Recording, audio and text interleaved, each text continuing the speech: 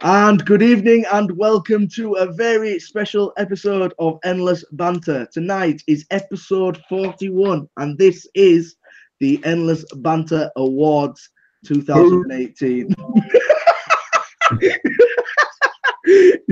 We have a few special guests in tonight. One of them is going to be joining us very shortly, but we have Mr. PH as weekly. He's always with us. Good evening, Mr. PH. I'll do well. And we have somebody who's been on before. He's been very quiet. He was a listener last time he was on the show because we couldn't get a word in edgeways from me and Paul. So welcome to Viv. Good evening, Viv. Evening. And we will be joined by our very special guest, Kevin. Very, very special guest. Kevin left very shortly, so he will be joining us very shortly. So, boys, how's your week been? What are you vaping? What you had for tea? And how are you? And we'll start with you, Paul. Week's been busy.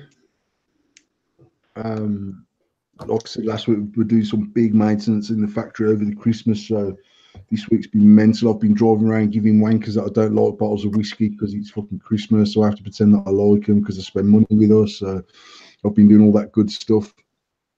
Just hope they're not watching. To be honest, mate, I don't give a fuck. Any of the galvanisers out there if they don't want to use us. We've been decorating the kitchen, and I feel like shit. I feel like I've got a dirty fucking chest infection on its way. So when you messaged earlier and said I've got no internet, I was like, thank fuck for that. And then 10 to 8, I was like, fuck's sake, as if Tom's got internet back. I'm really sorry. I'm really, really sorry. I did actually phone Virgin. I was on the phone to Virgin. So anybody who's in chat, this show was going to be cancelled tonight because I did have no internet and Paul was in the fucking kitchen like, yeah! He randomly got. Oh, he's back. Does my net keep kicking me out already? Mate, your internet's fucking shit, mate. Normally mine's fucking shit. Well, we'll see what happens. Make up me out. So, what else? Are you ready for Christmas? Yeah, I think so. Presents wise, I've had stuff delivered to the house for Tash. I've had stuff delivered. I only buy for Tash, to be fair. Tash pretty much sorts the kids out. Although I did have a little flutter over the weekend and bought the kids some shit. I don't even know what I've ordered and whether it's come or not because I'm really shit at tracking stuff. Panic boys, I love it. I mean, like literally, I can't remember what I've bought, and then I don't really know where I've bought it from. So last year, genuinely, I bought her a handbag that was nearly £2,000. Right, it weren't like that's not what I normally would buy for Christmas. But she wanted a Louis Vuitton handbag, and I ordered it, and I didn't know until the 23rd of December they'd refunded me. They couldn't get it out to me. No. I just like I knew it was going to the shop, and I was like, "Yeah, mint sorted. That's fucking done and dusted." And then I was scrolling through PayPal, and I was like, "Why the fuck have they refunded that fucking money?" And I had an email then, so and obviously I get that many emails, I don't really read them. And I was like, "Motherfuckers!" Then I have to panic buy and end up spending about £4,000 trying to make sure I've got enough to fucking replace this bag that I haven't got. And then when we went out, she bought the bag any fucking way, and I was like, "No way, man, double bubble." That's a bonus. I've done absolutely zero shopping for Christmas shopping. I don't get involved with it. Fuck that. It's not. I'm sorry to anybody out there. It's not a man's fucking job. I'm telling you that now. I'll get it wrong. Dad's job, Thomas, man. Step up. I'll get everything fucking wrong. I'll get absolutely everything wrong. So it ain't my job. I can't do it. So, Viv, I get as many surprises when the kids are opening their presents as what the kids get. That's it. That's the best way. It's the best way. I'm sorry, I'd fuck up me. I'd buy something so fucking wrong, and I'd get a bollocky when she opened it. What I'd end up doing is wrapping a box. Play with that, love. Have a box. You don't really give a shit what's inside it, and you just play with box, love. Mate, you come from up fucking Leeds. You could just wrap up, safe bet, wrap up pork pies. And a fucking pie warmer. That's what you want, a pie warmer for the kitchen. And a fucking one of them things having the chippy that you can scoop the mushy peas off. You've always got hot supply of pork pie and hot peas. That's not bad, isn't it? Yeah. Cheese and onion pasties in my house. We don't do pies. I don't do hard pastry. So cheese and onion pasties. About some warm pork pies. Who ever thought of that idea? See, I like cold pork pie, but I don't like the jelly on a pork pie. Oh. So when I think of a hot pork pie, I'd imagine it's like a fucking real bad fucking. I'm not even gonna say. You know, like fucking. You can just imagine, like you break the crust and the fucking warm jelly drips out. And I'd imagine it's like pulling the fucking scab off a fanner. This is tame compared to the awards we got going on. So anybody in chat right now, wait till the awards. So Viv, how's your week been? What have you been up to? What you vaping? In general, are you ready for Christmas? Well, first of all, I'm never eating a pork pie anymore. I can't eat one anymore after that. Secondly, vaping billet box, mango Nick salts as per normal. Ready for Christmas. I've only got one more thing to buy, and that's just a gatto. But I haven't got room in my freezer. So, are you ready? Apart from a gatto, you got everything prepared for Christmas. I've just noticed Viv's wearing a very nice Christmas jumper there. Today, I've seen a KP Christmas jumper that comes with a card of peanuts on the front. I swear, I was like, no way, that is fucking mega cool. You just walk around and people just have a packet of peanuts off your jumper. That'd be awesome, actually. Yeah, everything else is sound. Just normal. That's what we like to hear. That's what I like to hear. How's your week been, Thomas? Madness. Absolute madness. Apart from working and trying to get shit into boxes, absolutely fucking madness. If a lot of you don't know, I am moving out after Christmas, and I am moving back in with my parents. Yes, all feel sorry for me. We're gonna set up a GoFundMe. Don't you worry. No, so we're not. Is it now what time to add a category for the award to the biggest loser?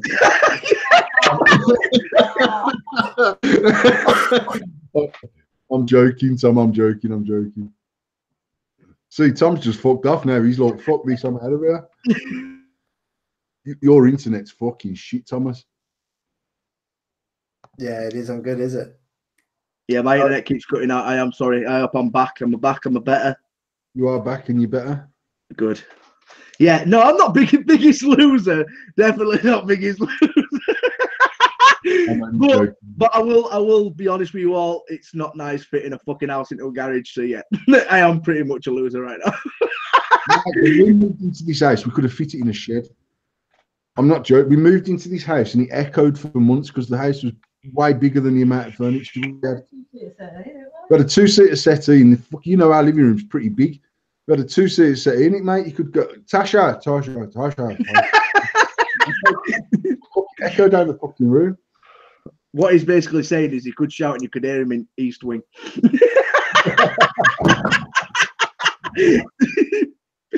I'm kidding. So tonight is a very special show. I hope we can keep up with the internet. And just to let everybody know, these awards will be voted by us and by the chat. So you will get you'll get the time to get your votes in and make sure that you do get your votes in, because we have got some good categories going on tonight. We have thought these over and we have discussed these long and hard, and it's just not your generic awards.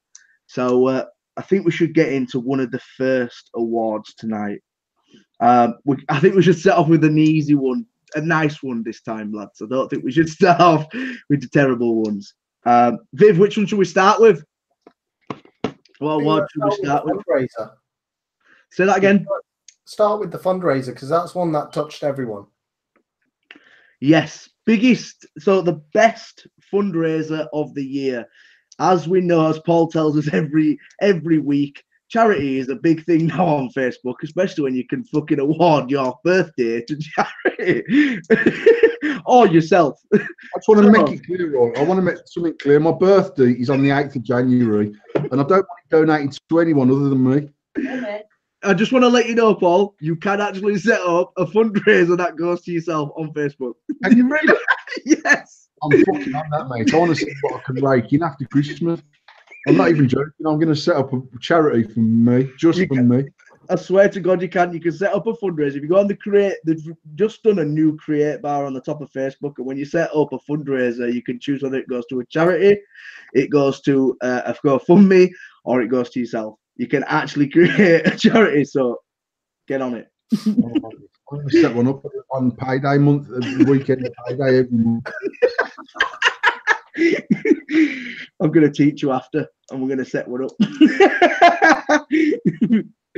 So, biggest or best fundraiser of the year. So there's been a fair few, but the biggest one for me, I'm going to start with my vote for this. My vote, and I probably agreed by all the lads in here as well, Antash, that Baby Jack's fundraiser was definitely the best this year, and proper showed out. And the reason, my reasoning for it is, it's not because of the people that was involved with it. It's everybody was involved with it. It's not any individual shout. It's for everybody, because everybody got involved. So, boys, if you can carry on and let us know what your thoughts on that. You agree? Yeah, completely agree. It was definitely Baby Jack's. It's what's actually brought me back into the vape community, because I'd actually taken a massive break out of Facebook, and I hadn't been part of many vape groups. I saw the Baby Jack stuff happening, and that's what really brought me back in. And it just shows that as much as we all want the community there, it can be there when it's important. I think that's the reason it was my choice more than anything else. Just showed that there is still a lot of love with us all. Oh yeah. You know, the Baby Jack thing for me was mad, because actually a lot of the people that were involved were all, even down to Matt. It was obviously one of Matt's pals, kids that passed away. And Matt hadn't been active on Facebook for a long time, but he got back involved and he done what he had to do. But actually, I personally think that Safer Vapor should be considered, because that group, as a group of people, continually raise huge amounts of money, man, regularly for all different causes, and for a group that can be full of arseholes. I'll just be straight, right? That group is very good for the clique of people that use that group on a regular. And for someone, I've been in Safer Vapors for 4 years or 5 years or whatever it is, and I'm not very active. I'm not active at all in that group. I might post up once in a blue moon. The way that they operate that group is very cliquey, and that's all well and good. It does what it does, but actually, from a fundraising point of view, continually for 5 years, that group has smashed fundraising for me regular. But I suppose for this year, the Baby Jack, and not because I was sort of there steering it with Matt and everyone else, but it was just mad to think that I can't even remember what the total figure was, getting on for 25 grand or 26,000. Was it that much? We broke £20,000. I know. I mean, and even down to Thomas, we got to 10 grand. Tom took his beard off, which was legendary for me. Now, genuinely, I mean, I sort of volunteered Tom to do that without even speaking to Tom. That's the absolute truth. And Tom was like, yeah, I've always said 10 grand and it'll do. And actually, I thought we'd struggle to hit 10,000. And then to think that on that night we broke £20,000. I can't remember what the total figure was, but I'm sure it was about 26 grand or something like that. Fucking crazy. When we finished, I think there still was obviously money going in, but I think when we finished, it was closer to like 17, 18 grand, and then it must have broke it when we finished on the last live feed. So I mean, it was madness, and I as a dad of 6 kids, I cannot imagine losing one of my kids. And I said all this at the time, and for me, there was a huge amount of drama around that whole thing that absolutely annoyed the shit out of me. And I'm not here to blow smoke up my own arse. I know what me and Tasha have donated to various causes in the last fucking 5 or 6 years, and I know it runs into tens of thousands of pounds. That's all the money that we've donated, or actual physical goods that we've bought that we've donated. Even down to emptying our stuff out of here, we raised 600 quid just with shit that we had in the cupboards that we bought from the shop. Half it was brand new. £600 we raised. It went out, and it was £600 that I could have sold and just had £600 in my bank. And I'm not saying this to like big myself up. Lots and lots of people. I mean, even Twitch. I don't know how much Twitch spent. No, Twitch must have been spent £500-600. And there was people buying stuff that they didn't particularly. They were buying other people's liquid, and they manufacture liquid. And it was more a case of, you know what, I'm going to donate. And then there was people that won the auction and still says, you know what, keep the prize, re-auction it, and I'll send my money in. So things like that for me is great. But the bad feeling around that just done my head in, because I done that genuinely to give back. And I've said this many times, we've had a fantastic run at this industry, and we've been supported at various levels by lots and lots of people right from the very start. And if I can go on and put some stupid fucking status up and get 100 people to comment or like it, or even this week I went onto this fucking parenting group and it was an absolute shitstorm. and if I've got the ability to draw numbers by being a prick, then if I have to once or twice a year use that ability to draw numbers for the good, then it's something that I should do, and actually use the platform that I've been gifted with to do what we've done. So for me, that was never about shady vaping. It weren't about promoting endless mods. It weren't about me being a hero. It was just about being able to be in a position where we could pull all that stuff off all the vendors and get all the people together, and get Salam and Nikki to come from Wales to come and sit on the live feed, and Tom and Anthony and Happy Stu was working until 1 o'clock in the morning recording. And what Happy Stu does so much in the background, and he's just there, always smiling, always happy. I always get the impression that he might go home and give his missus the occasional kidney punch just to let out a bit of fucking anger. The geezer, he's just the happiest man you ever see. And for that reason, he's like the willing horse that always gets put up on. But to watch all of that come together, and the end result being that family could buy a car so they could travel around with the other kids and try and get their own life back on track. And genuinely, the most humbling thing for me out of all of that was when we was at Expo, and this geezer come up to me who I didn't know from Adam. He put his arms around me, and it was Baby Jack's granddad. And he was like, I can't thank you enough for what you've done for the family. And the nan was there. And then Tash come over and they give her a hug. And mate, I said to him in the end, mate, fuck off, because I'll be crying in a minute. It was like, genuinely, you know that what we've done, and we being every single person that was involved in that live feed. And he said, didn't he, I've got fuck all, but you can have it. Yeah, he said to me, he says, mate, I've got fuck all. He said, but anything I've got that you want, you can fucking have. If you're ever in Tamworth and you want a cup of tea, you come to my house and I'll feed you and I'll give you a drink. And I'm here to talk to you if ever you want anyone to talk to me. He said, that's all I've got to give you is my time, but it's yours because you made a difference. And I was saying to him, it wasn't me, mate. It was a lot of people that was involved in doing that. But actually to meet someone at that end, and then Nelly, who's the mum, messaged me afterwards to say that my dad met you at Expo and said you're a lovely bloke and your wife's lovely. And I just wanted to say thanks for everything. And that there is enough for me. Just that knowing that we made a difference. And it sort of goes hand in glove with the status I had up about the other day about people who choose to video record people giving a tramp a quid, man. Just for their own benefit. Actually, the feel good factor should just be. It's not about whether you give someone £1 or £100. It's about giving someone something. It might be your last quid in your pocket. That should be enough to make you walk away thinking, you know what? If he only gets a warm cup of tea for the next hour, I've done something. And for as much as I can be an arsehole and a cunt and straight down the middle and tell people as it is, I care about people, and I genuinely love the fact that I could put the platform that we've got to some sort of use to be able to do what we've done. And on that basis, that for me was for such a sad situation that still, when I think about it now, I don't even know how people carry on with their lives when shit like that happens. I genuinely don't know how people move on. But to think that everyone got involved and made a difference for me is, like Viv said, it's like the heart of what we used to. That's how this industry was all the time. Might not be at that scale of remuneration on a live feed to raise that much money. But people had each other's backs all the time. And the bigger the industry's got and the more fierce the business side of it's become, the more cuntish the industry's come as a whole. So I mean, for me, Baby Jack's thing in the summer was just next level madness, and it was mad to see everyone coming together and doing what they're doing. And on that basis, it has to be that one. Yeah, 100% agree with you on that one. 100%. And I think everybody in chat agrees with you on that one as well. It was definitely the biggest, and it was sort of like, it wasn't the fact that it was such a situation of what it was it brought a lot of positivity as well back to the community as well. It didn't just because of the situation. Obviously, it was a really sad situation, but it brought the positivity back to the community, which is the nicest part, I thought, in the end.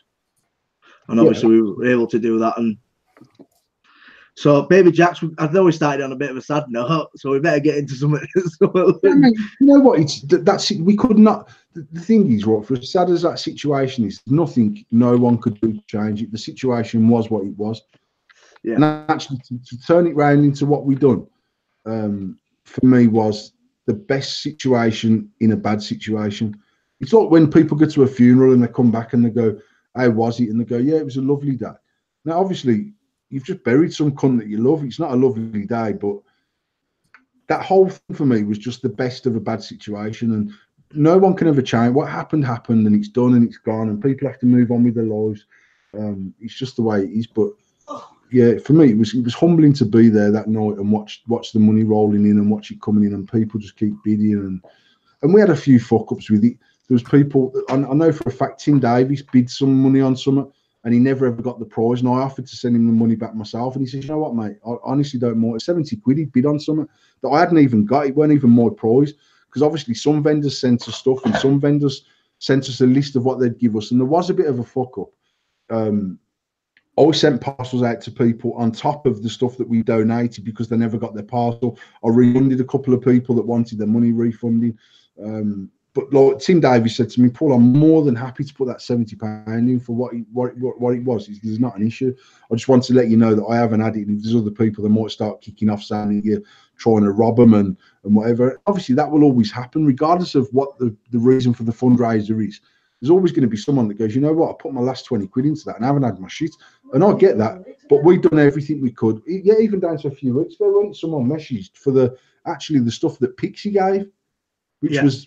Pixie had won on the competition from Dale. Dale sent it straight to our shop, I think. And then for whatever reason, it never got sent out, and I never had the liquid in stock. But we put a bundle of juice together, at least equivalent to what they had, and we sent it out. Someone else did their special 400 ml of juice off another vendor, and I sent a 400 ml of juice out of our shop. Yeah, there was another vendor that actually gave me a list of stuff they were going to give, and they've never honoured the fucking thing. Now, I'm not about to do a live feed saying, "Oh my God, this bloke's offered 400 mil so we can have his name on the list of vendors that put into the thing." Do you know what? It's 400 mil of liquid, man. It's not the end of the fucking world, and we've done everything we could to try and smooth over any shit. But we put that together in 10 days, and for that to reach the peak it reached in 10 days was just fucking crazy. Literally, it was madness, and it was like, there was the organisation behind it was absolutely pants. I'm not going to lie, because it was all moving so fucking quick. So for the few dramas that we had and the bit of money we had to refund and the prizes we sent out on top, for the scale of what we done in that short period of time was negligible. It was not an issue at all. So yeah, everyone's agreeing. Everyone in chat saying great community spirit. Everyone appreciated what everybody had done. The community come together. Everyone's agreed. So that is that award. So let's go to another award. Let's go to Teacher's Pet. This award is for Teacher's Pet. I just want to say a disclaimer before we start these awards. There is some awards out there that people might get a little bit upset about. There's some awards that it's just for banter. Remember, this is called Endless Banter, and we do this for fun. So it's a little bit of fun. So nobody get offended to this. So the next award is for Teacher's Pet. And my nomination is the good old, funny, amazing, always loyal, good old Pixie. Pixie Quim is my teacher's pet. So in the chat, I want to see what happens. Paul, who's your teacher's pet of 2018? My teacher's pet is also Pixie. And the reason why Pixie always goes out of her way to help and do whatever she can for anyone whenever she can, even down to we're in I'm in 2G1V, the admin chat, although I'm not admin of that. I got added and then I couldn't be asked to leave. I got added as a joke. But what Pixie's constantly on it for anyone, even down to our chat in the week where she commented saying, look, we've got New Year, Christmas coming and people might be getting vape kits for starters and can we do something to assist the starters and what can we do? And for me, Pixie just goes out of her way to please every single person that she has to deal with. And sometimes she gets it wrong. And I've seen her like even commenting in the chat saying, oh, fucking hell, in the 2G1V once. And I've just deleted a post by accident. And she's you know, she's genuinely worrying about it, even to the fact where she'll comment in there saying, such and such has applied to join. Don't accept them because I'm waiting for them to send me a proof of their age because I don't think they look 18. And all the things that I don't do as a person. If I delete someone's post by accident, I don't ever stress about it. It's just fucking one of them things. Get over it and move on with your fucking life. If I had someone that's not 18 and it turns out they're not 18, I delete them and I realise or someone else deletes them. But Pixie's just conscientious and she's lovely apart from when she's had fucking 12 points.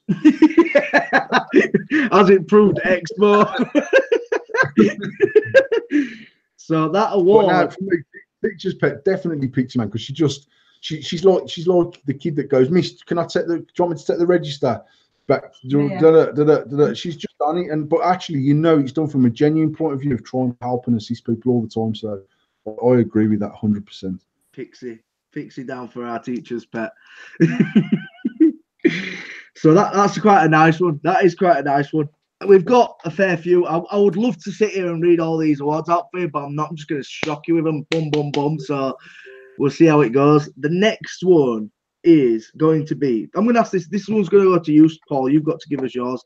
Your favorite reviewer or what's the word I said? Influencer. That's it. So the favorite reviewer or best influencer of the year, who has shined for you? Did you not see? Did you not see my review of the fucking OBSQ? Right. Now, you know what? My favourite reviewer is Gavin Tankblad. And only because I feel like he is one of the most genuine people out there that will say it's shit, it's good, it's nice. He understands liquid. He understands what he's doing with the liquid. He's not just going, that's fucking lovely. That is. That's the nicest cherry I've ever tried. Fucking yeah. You know what I mean? He'll say actually this and that. And like I say, he reviewed AF for us, and I never give it into review. He's been and bought that product to review it, which for me speaks volumes about him as a reviewer as well. But he messaged me and says all of them are really, really well blended liquids. But is it the cherry? No, man, I can't. One of them, he was the grape. He said your grape's shit. But he says, I know it's blended really well, but I fucking hate grape liquid, so I'll never ever say that's a lovely grape. He says it's blended really well, and I know that it's good as far as grapes go, but I just don't like it because I don't like grape. Influencer, mate, if I'm being honest, I don't think anyone's influenced much in 2018, to be perfectly honest with you. There's people who think they're influencing, they're not. They're fucking idiots. No, I'm not. I mean, we can beat around the bush and fucking whatever, but for two to me this year as an influencer, if I'm being completely honest. Viv, who's your choice of reviewer or influencer? Well, I'll pick up from the influencer side. I was in Flawless today, and we were talking about me pods, and the chap there actually turned around and said me pods went crazy since Grim Green had one, and that's what really pushed them crazily high, because a lot of people go in just specifically saying Grim Green has got a me pod, I want to buy one. Whether or not you think me pods are good or not is a whole different subject. I have got one. I use it very, very rarely. It's not my cup of tea personally, but I bought one because Grim Green had one. So, you know, what can I say? It did its job. He influenced me into buying one. And to be fair, I bought the Grim Green one. So I think that's done exactly what he should have done. It's made people go out and buy things, which is, let's be honest, what an influencer is. I agree to a degree.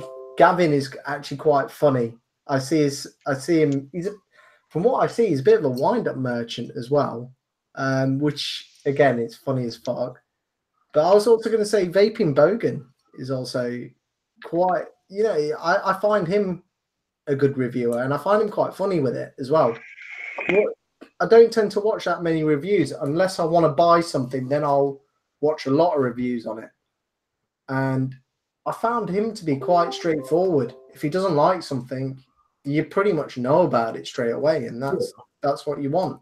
He came over to the Endless Standard Expo, and I said to him, "You're more than welcome to take something if you want to review it." And excuse my really bad Australian accent, but he said, "Fucking hell, mate."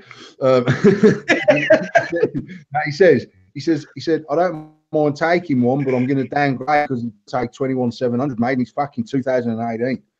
So I said, "That's cool." I said, "We're working on some new product." I said, "We've got this pandemonium here." Showed him how it broke down and everything else, and he's like, "That's fucking clever, dude." But he basically, you know what I mean? For a reviewer not to take something and say, "Listen, someone else, he just had a blast on a triple stack dirty that someone else was walking around with, who sort of thrust it up on him." And he said he'd heard of the product, which for me is a mad thing because the geezer's in Australia. But he just says it's pointless me taking one because even if it's the best 18650 mod I've ever used, I'm going to downgrade it because it ain't got 2700 or 21700. Because I did say to him, obviously, the Empress was the first 2700 to be ever put on the market. But he was like the machining on the Pandemonium. He said that's just next level different and actually innovative, and that's the sort of thing that I want to do. So as soon as we get the 28mm one in, I'm going to send him one over to review because I said that I would. So, but I mean, like you, Viv, I can honestly say the only reviews I've ever watched is of someone reviewing my product. I've never watched a review of a tank. I've never watched a review of someone wicking a tank. I've never watched a review of a mod. I don't buy it on, certainly with mech mods. I've never bought a mech mod based on what its performance is going to be. I either like the look of it or I don't. I bought a me pod because I thought it was made to long, not because Green. I didn't give a fuck. I didn't even know who Green was till about fucking the time the me pod come out because I don't follow reviewers. I genuinely don't. It's not. I don't do it. I obviously had heard of Green, but Green could have come up to me and smacked me around the face with a me pod, and I wouldn't know who he fucking was, and I still probably wouldn't now if I'm being honest. So I'm not the sort of person to watch reviews at all. I watched Tom review the Endless. I watched Todd review the Endless. Was it Viv done the Emmy one? And there's a few Endless reviews out there. Whoever your pal that you give the Emmy sent the Emmy to.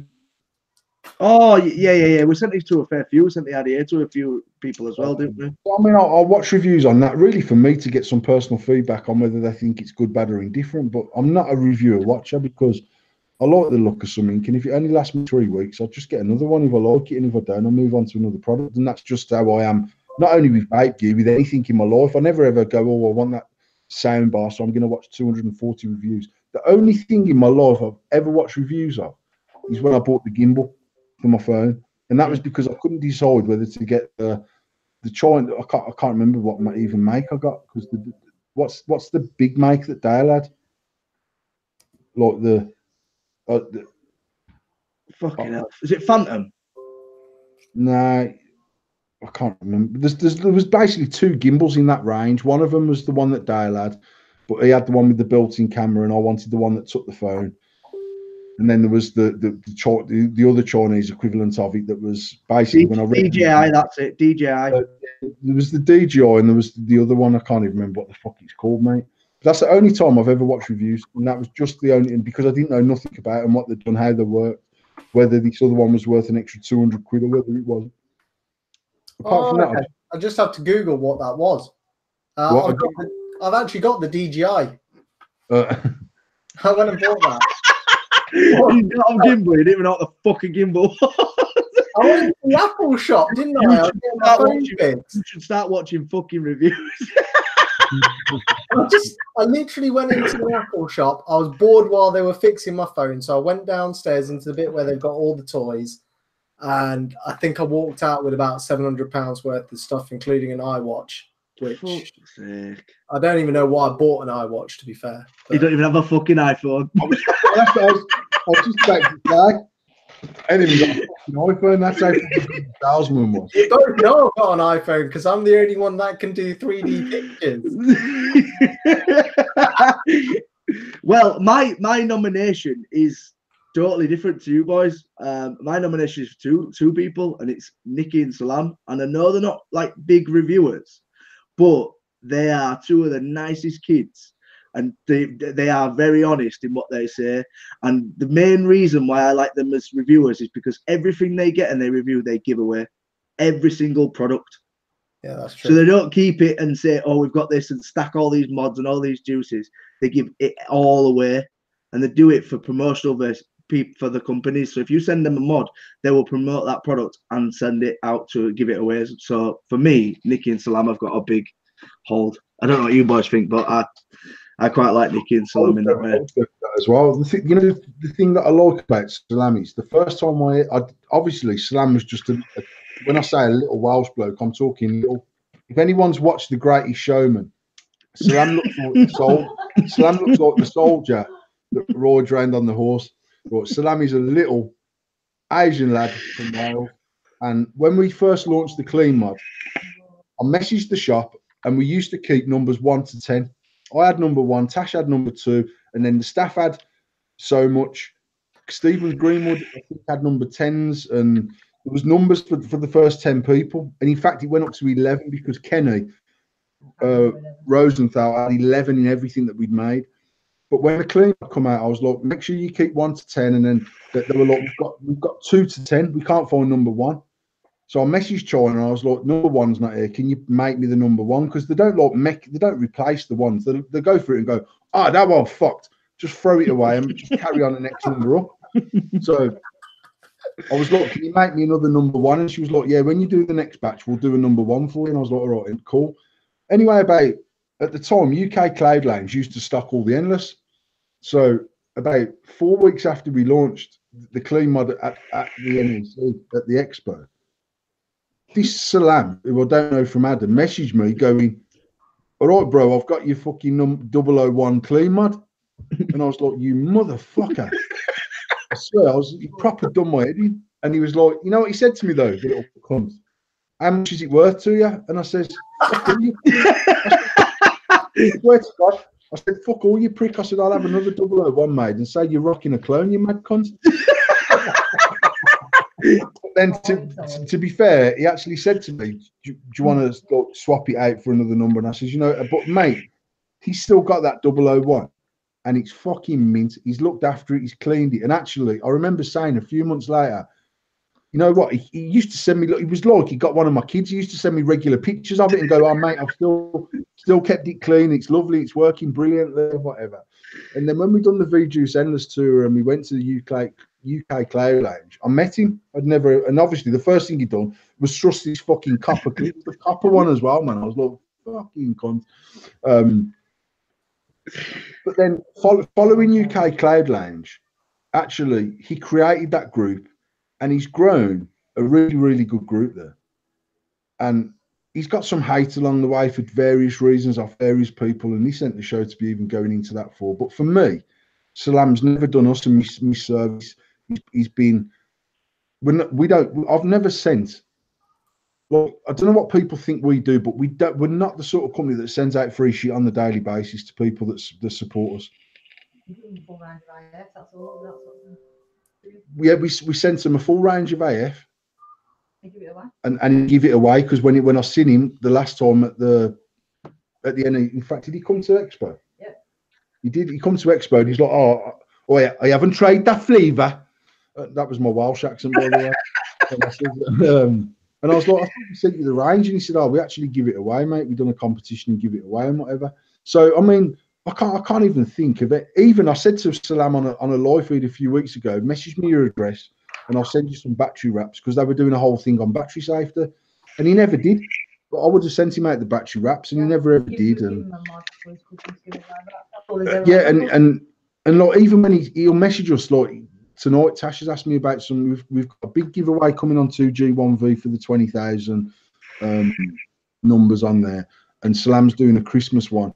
But messages, hi, we're doing this. If you want to be involved and want to send something, you're more than welcome to. Not what can you send us? What free shit can you send us? That's never what we've had out of Salam. That's the first time he's ever messaged and asked for anything. Yeah, genuinely, he just doesn't ask for stuff off us.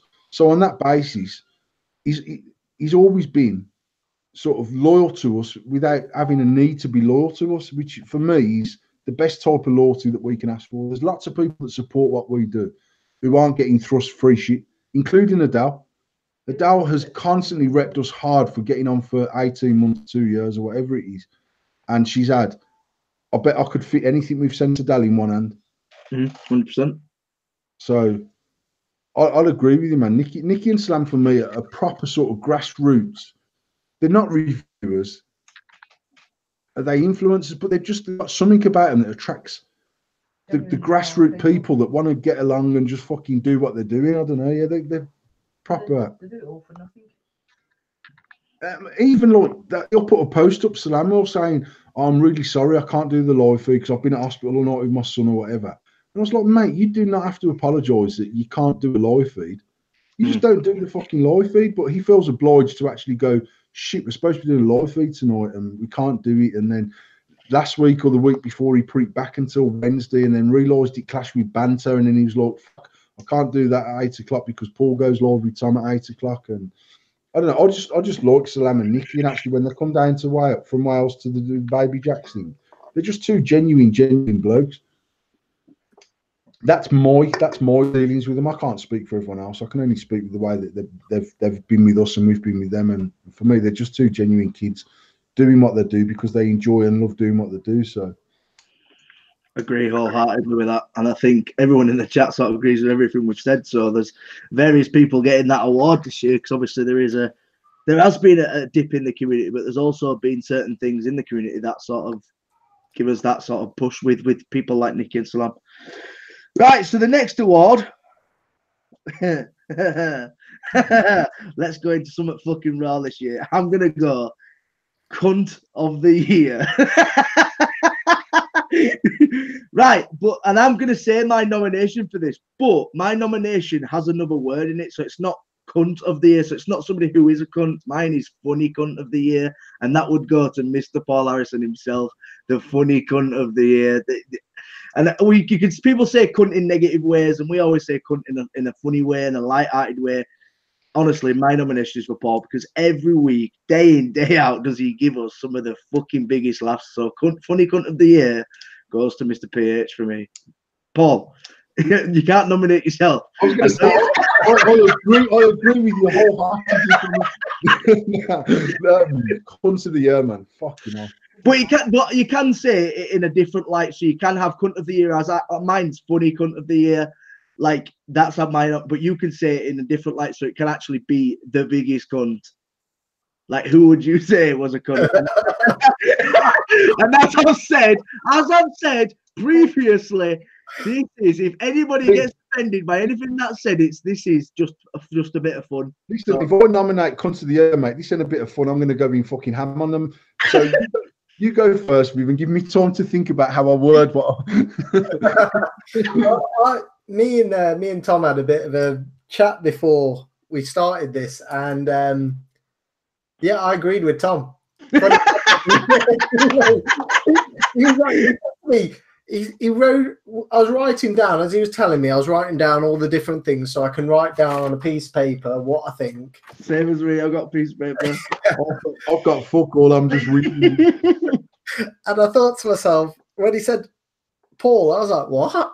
He goes, no, funny cunt. I was like, actually, you know what? You're not wrong. It is Paul. Paul's statuses are fucking hilarious at times. And I'm not just saying that because obviously I'm part of members and I'm on here. If I disagreed, I'd disagree. But you genuinely do crack me up. The stuff you were doing and the mums and the dads you were upsetting in those groups, that alone to me is worth funny cunt of the year. Some people genuinely think that they should be writing books on how to raise kids when their kids should be put in fucking zoos. Let's be honest. You got some parents that genuinely think their children are the dog's bollocks, and you see those kids out and they're like, what, 10 years old with a fag in their mouth. Like, what are you doing, mate? You know, so no, completely agree with Tom. You certainly get the award of funny cunt of the year. So, Paul, we'll leave this to you. Actually, Tash, Tash, we'll have your nomination, Tash. Come on, this is your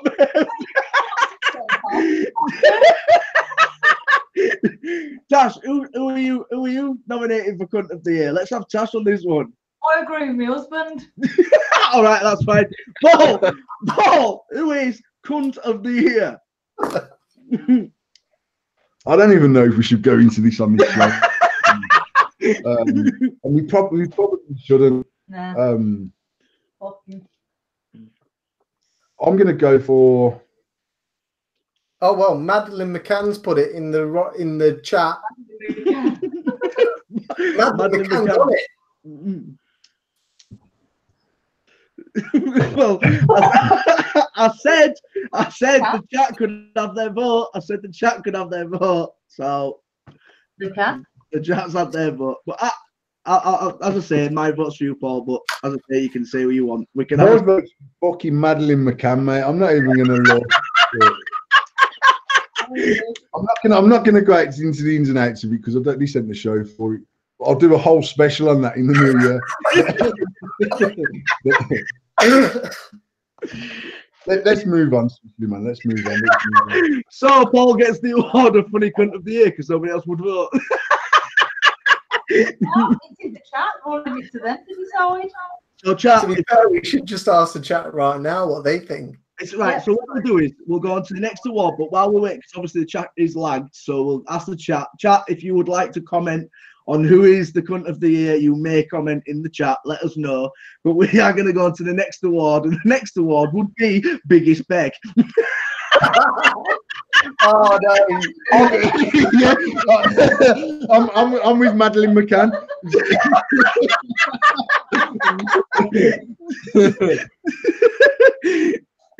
Biggest, but this you see, this is the funny part of it, and this is the reason we wanted to do the awards in a different funny light and a different way.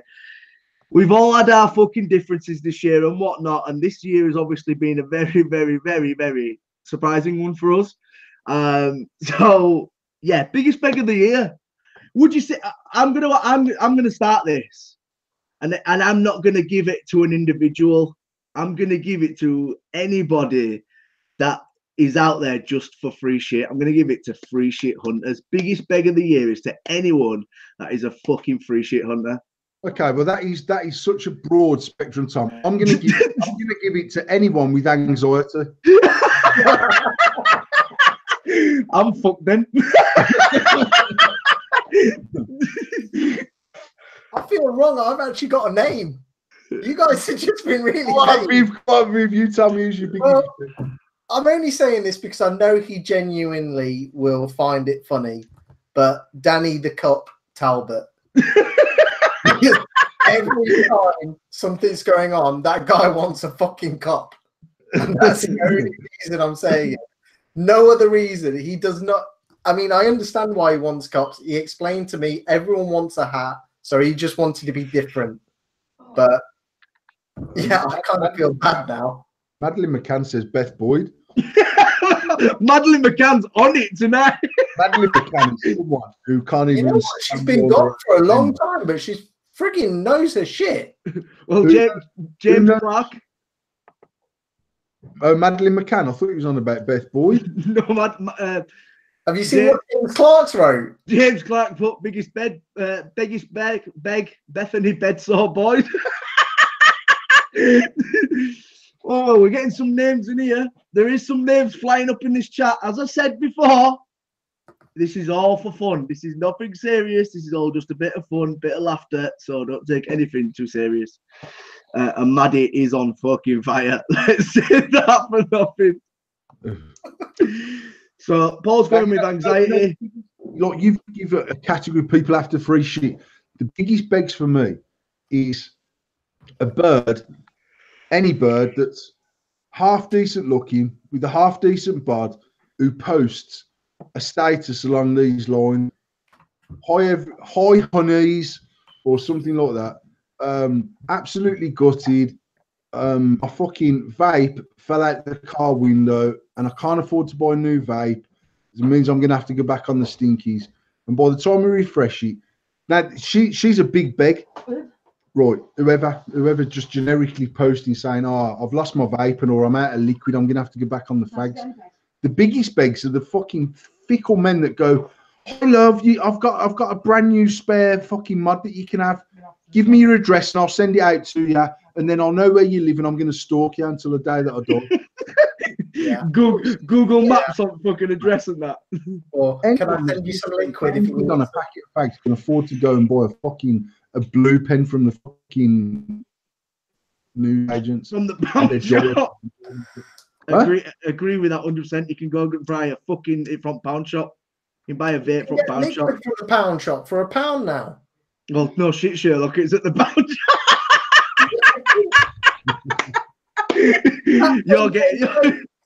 You're getting detective of the fucking year for that comment. Is that the award I win? That is the detective of the year for that. Fucking, you can buy £1 e-liquid from the pound shop. Bless you. So I'm gonna have to say this again. It's all a bit of fun, bit of banter. Don't take it too seriously. If you get an award, you get an award because we think highly of you. So you can have that fucking award. So we've done obviously cunt of the year and biggest beg. The next one I'm gonna go down on the list now is biggest fuck up of the year. Biggest fuck up of the year. No start, please. Just before you start, this can be an individual, this can be a situation, this can be anything that's happened inside the industry. But yes, biggest fuck up of the year. Paul, you may start. Biggest fuck up of the year is Mr. Mortar selling a prototype that then got flipped and he got outed out of his own group. Now, I like Damien. And actually, the week before that, me and Damien had quite a decent chat about donating something for some charity thing they were doing in SV. But for me, in a nutshell, that is the biggest fuck up of the millennium. I agree with that. But I also, one of the biggest fuck ups for me this year situation is people who bought ICOS and smashed the shit out of it for fucking likes and views. How are you going to go out and spend £100 on a device and then go on Instagram or Facebook and smash the shit out of it? These are people that had a cigarette before they went live, smashing up the fucking ICOS, mate. These ICOSs weren't fresh. These were used ICOSs. That's one of the biggest fuck ups for me. What about you, Viv? What is your biggest fuck up of the year? The fight at Expo was bad. I think when you've got big companies, you should be a lot better behaved, and you shouldn't be brawling within Expo. At least take that outside. To be honest, I'm surprised Madeline hasn't piped up again, because I kind of expected a certain name to be floating around again. Let's be honest, which is what's down on my piece of paper. Yeah, it was one of the. It's what we spoke about. Is what exactly immediately as soon as you said that was mine. But I'm going to be more politically correct, shall we say, and go. Well, we've got a lot of comments in the chat. The chat is now going booming. Absolutely fucking booming. People are saying they fight at Expo, which Viv said. People are saying the Vapor Round, when they put ICOS into Vapor Round magazine, was a pretty big sort of, that was a lot around social media, especially with the reviewers on YouTube, where ICOS was featured in Vapor Round. That was a huge thing this year. Once again, Expo fight, and I think that's about it. That everyone's sort of saying the same things. I think we've lost Madeline McCann again. We may have lost Maddie, but I think that all them three there, the ICOS was a big thing. Also, as well, people were smashing up the big thing was, I don't know whether it was a fuck up, but it was when everyone was smashing up the Vupus and everyone was like hashtag Vupu, and they were smashing the fucking Vupus up. That had already spent dawn again. You know what? Did you not notice? I should have changed my biggest beg to that.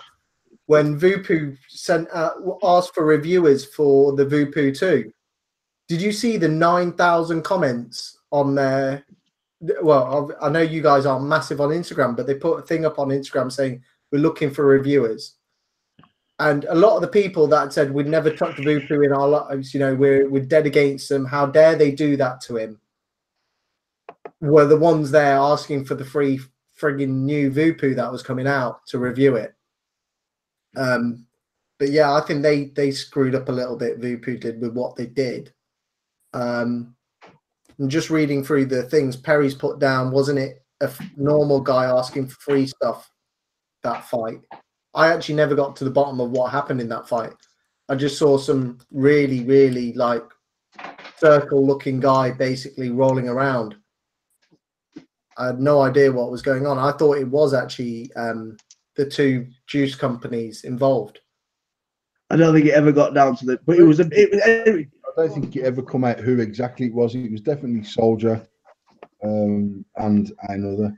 But I mean, for me, again, it's not the time and the place, but sometimes the time and the place is right there when it fucking happens, and you don't know what was said, what happened. No one really knows what happened, so you can't say it's not the time and the place, because there's things that people could say to me at my stand and they'd be eating a fucking mud. And there's other things that I'd say, you know what, this isn't the time or the place, fuck off outside and do one. But another monumental fuck up for me this year is the IVG lads trademarking bubblegum liquid and then ceasing and desisting other people that bought out a bubblegum liquid. And I do. I mean, it hasn't affected their business. No, they've grown, haven't they? Even more.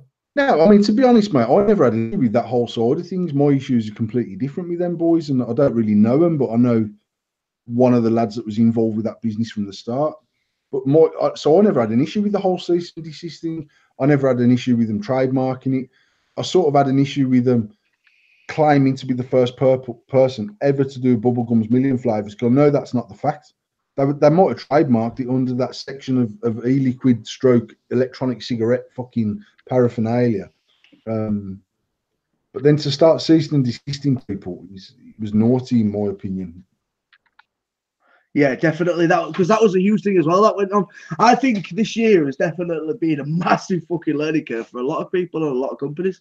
I really do. There has been a lot of drama, and it's not usually the case where there is a lot of drama. You get one drama maybe, and a big drama at that. And this year has been quite heavily in drama, so there is quite a lot of fuck ups this year. A lot of fuck ups, and whether that's companies, personal people, or whatever, there has been a fair few in the limelight.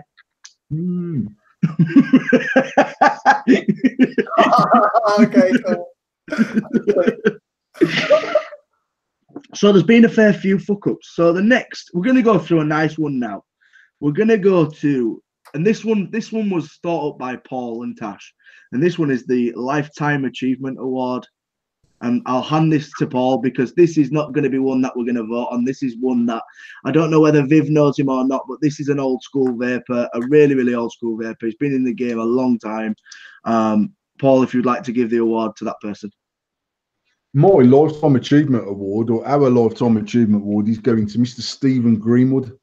Now, Stephen Greenwood was, I mean, if we go back 2 years ago, Steve was extremely active, 7 days a week in lots of groups. He was very, very helpful. But the thing for me with Steve was he was admin on certain groups and he's worked for certain companies, and he obviously works for Dale now at TYV, but he's got no alliance to anyone at all.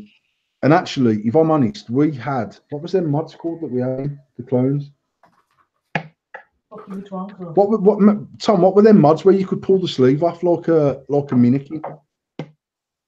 And it had like the C frame on it. And the zeros. Yeah, the zeros. So we had the clone zeros, but with the authentic SX chip in them. And Steve Greenwood bought one off us going back bloody hell 4 years, maybe. 4 years. Longer than that, maybe longer than that. Maybe 5 years ago when we first started. And I remember Stephen Greenwood posting it in a few groups saying, I've had this from Shady Vaping.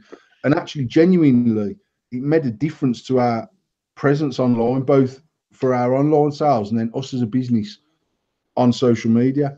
So Stephen actually messaged me earlier on to say, hi mate, just wanted to say happy Christmas to you and your family. Thanks for everything you've done for me over the years, and I hope you have a great Christmas. And I actually sent one back saying, mate, you don't ever have to thank me, but thank you for all the support you've given us, because he genuinely just supports people. And like Stephen Greenwood would, like, single-handedly in 2015-16, he kept the whole industry afloat personally. He must have been spending about £45,000 a week on product. He would hand check daily from 92 different companies that he bought stuff off. And even if it was just a vape band, they got a call out and a mention, and he's just never, ever, ever clicked with any in particular. Even like I said, now he's working for Dale.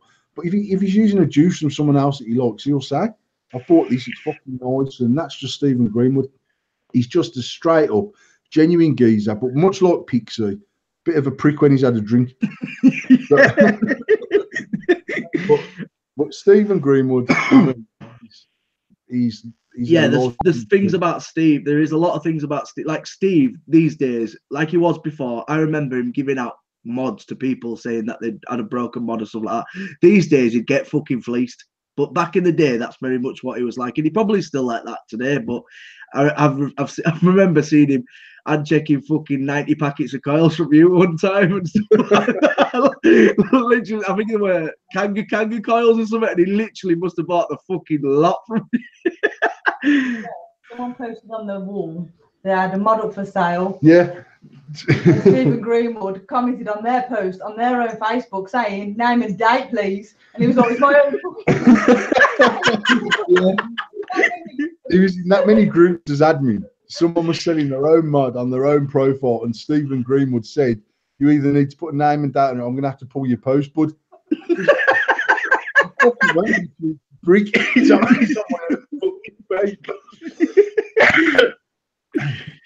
yeah, Steve's definitely one of the old school, and he still has that mindset of being old school and the way he is with his vaping. And admin on Shady Vaping, you've got it covered. And he'll post every now and again, and he'll post the rules up, and he'll message himself, deleted this spam and whatever, and he's just. We ain't even got a group chat for that page. We've never had a group chat for it because I don't like interacting with people. So I didn't set up a group chat for it. It was just me and Tash originally, and we added Steve Greenwood as the page grew a bit, and it was quite active. Stephen was like, "Oh, mate, you've got some spam on there," and he said, "If you met me admin, I'll delete it and manage it." And he just does it, and he's just a good all-round, genuine bloke. Steve Greenwood is. Yeah, and if anybody don't know who he is, make sure you get familiar with Steve, because Steve is a good lad. Next award is going to be, this could go to quite a few people, and you have mentioned Happy Stew earlier, but this is best behind the scenes. So people that have put a lot of effort in behind the scenes but don't really get mentioned and basically have their face out there. And my this award for me, this is me personally, this is my nomination, goes to Jack. Random Jack. He's on it, absolutely. If you don't know who Random Jack is, you should know who Random Jack is. Jack is on it constantly. I've messaged Jack 4, 5 o'clock in the morning, 3 o'clock in the morning, and he's on it. So my nomination goes to Jack, because Jack is such a good lad, a really good lad. Yeah. Paul will probably say different, because I know he's Paul in the wrong direction sometimes. I have to agree. I mean, you know what I just said? For me, last year, it would have been Happy Stew without a doubt. But this year, and bearing in mind that me and Jack or Jack and us go back getting on for 2.5 years, something like that. And we were going to employ Jack and actually creating a job to do the social media side a couple of years ago, when I felt that's where we, although we got this massive presence on social media, and personally we were very heavily involved with social media, I just felt we weren't managing the back end of the website properly, and the flyers going out to customers and all that sort of thing. So we actually created a job for Jack, and the little prick parred me off and worked at VJuice. Right. So actually, fuck you, Jack. But then Jack left VJuice about this time last year, and all the way through his time with VJuice, with Matt's authorization, he was always doing bits and pieces for me. And if I had an issue on my website, I'd message Jack and he'd sort it out and whatever. But these last 12 months, genuinely in the background, Jack has been an absolute godsend to us, and he's done all sorts of things. I know he's assisted you in all sorts of things, and he rebuilt the new website, and we were working tirelessly on it for 2 weeks to launch the website when the website went down and all them sort of things. He's always doing something, or he's always some of the stuff he messaged me is just too random for me to ever even consider doing. But actually, he thinks about what's best for us as a business, and he'll come to me and say, mate, if you do this, or can you do that, or I've done this flyer, or I've done that, or I've done the other. So 100% Jack gets our vote. Jack has had a fair few votes. Before we go to Viv, Jack has had a fair few votes, but Mom and Disco as well. Disco and Mum have had some big shout outs. Well, you're talking a good few shout outs, so we'll give a shout out to Disco and Yvette for that, because they do graft. They really do graft. My mama, I love Mama. She's awesome. So yeah, mate. My other nomination for behind the scenes would have to be my wife, because she's got her own nomination. She's got her own award. We haven't got to that yet. I just want to put it out there that for a long time, in fact, for the first fucking 3 years, everyone used to message me or write on the wall saying, "Oh, thanks, Paul. I've got my vape mail. Thanks for this, Paul. Thanks for that, Paul." And actually, I was doing fuck all to do with the shop, to do with postage, to do with the staff, to do with rotors, to do with anything. So back in 3 years ago, on January the 26th, my managing director at the galvanizing plant fell down the stairs and was in a bad way, to the point where we thought he was going to die. And I sent a message to our group chat for the shop and says, I need to sort of take a backward step from anything to do with vaping. We were literally in the middle. We just launched Endless the months before, 3 months before that, and we were just designing the clean mod. And I got a phone call one morning to say we were supposed to be going to have a meeting at our biggest customers. And at the time, that customer was about 80% of our business. So I don't know, they were spending about £3.5 million a year with us or something like that.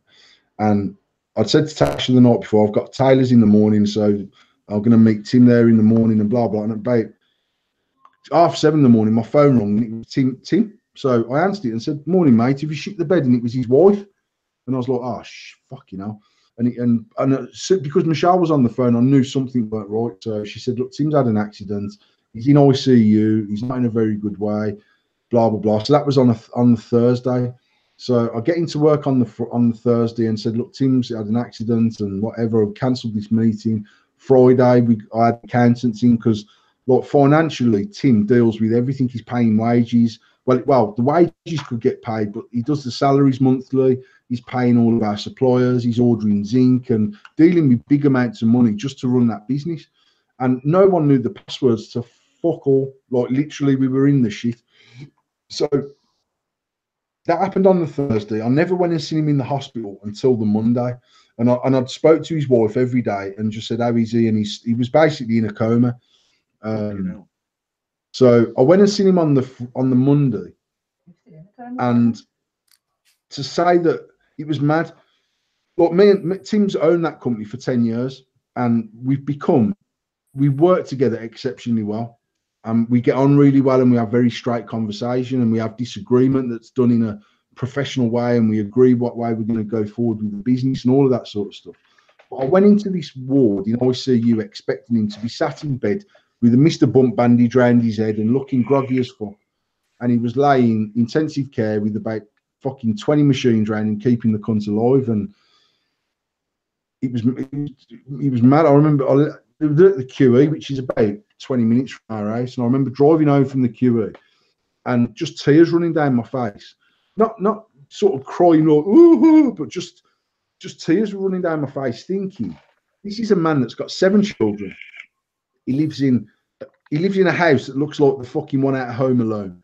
The geezer's balling, and he's got a wife and 7 kids and a great business, and his fucking life, all the people involved in his life, and potentially my life, has just been turned upside down for slipping down 2 steps and falling backwards onto a parquet floor, is what happened. And I messaged our group chat around that time and just said, look, I need to, any issues you've got, message Tasha. I've got to concentrate on the galvanising lock stock, and I need to do what I've got to do. And I went up there every single day and seen him, and they kept trying to bring him out of this induced coma. He got massive, mad pressure on the brain, and they didn't know whether he was going to be a cabbage after it, or whether he was going to be normal, or whether there'd be any long-term damage or not, or whatever. And from that point on, I took a massive back. Up until that point, literally, I used to order every single morsel of stock that went into that shop. I ordered it, everything, to the point where they might not even know stuff was coming there. I'd just be on to China, I'd be placing orders. I'd get a message saying, fucking hell, we've just had 9 boxes come. Yeah, that's this. And I knew the ins and outs of what was going on. Tasha just stepped forward and done what she had to do. So she started, I introduced to all the suppliers. She started ordering stock and doing what she had to do. And I was still getting this accolade daily on Facebook and stuff, saying, just want to say massive thanks to Paul, blah, blah, blah, blah, blah.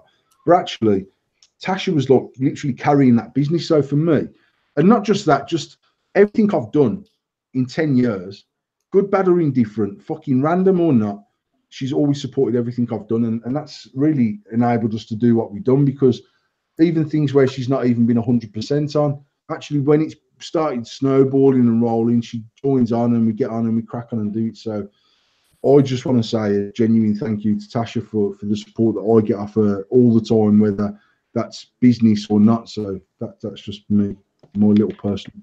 Thank you. That's nice. Baby number 7 on the way tonight. We're ending the show early. Tash, you're in for it.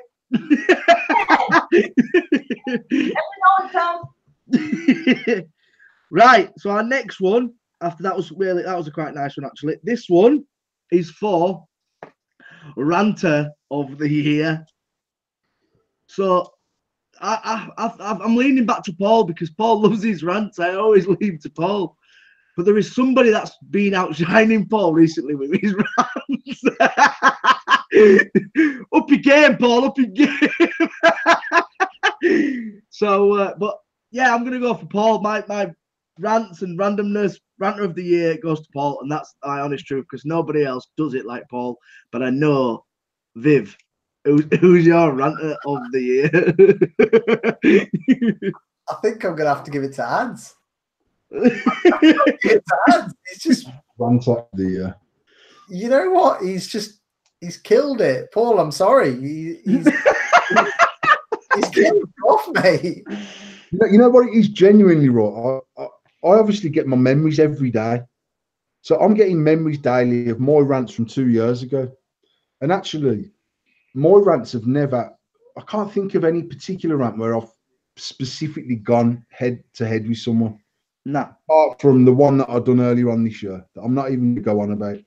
But and that was for different reasons. That was more because of the whole situation. But when I seen Ad's live feed about that same person, I was like, that is a fucking rant and a half that is right there.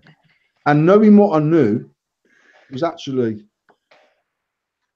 it rung true for me. It rung true. And as much as Ads was fucking angry on that feed, but mate, I watched that feed driving into work, and I watched it. I parked my car up and continued to watch it. And when it finished, I watched the fucking thing all over again. And he was fucking angry, but actually talking. There was lots of people saying, "Oh no, it's just Ads having a fucking rant and a rave, and he's just fucking kicking off." But there was things that I knew that I'd never said to no one. 1 second. Yeah, for me, when he does his rants, he does get very wild. Sometimes he does get very loose with his rants, but he is bang on it at this minute in time with his rants. He's killing it. He's killing everyone off with his rants. He's got to be winning that. I think there's only so far you can take rants. Like, it's got to be funny. I think when you do your rant, like for instance, I've got to mention Paul in this one. When Paul has his rants, it's never at somebody. It's if the boot fits or the hat fits. That's the sort of rant it is. It's like literally it can be at anyone. And there's certain rants that go on and whatnot, and they are funny. But I think sometimes you can get too deep into a rant, and it's got to be at the end of the day. These rants have to be funny. Oh, to a certain extent. To be fair, one of them he was ranting, and then next thing someone wasn't parking properly, so his rant went from whatever the hell he was ranting about. He then spent the next 10 minutes ranting about the person that couldn't park the car. I was just there wetting myself over this rant. I was like, mate, you started a rant on a whole different subject. Someone's not parking properly, so you lost your shit with them. It was brilliant. I couldn't believe it. Yeah, I think. Sorry, you've got cunt of the year, but you ain't got rant of the year.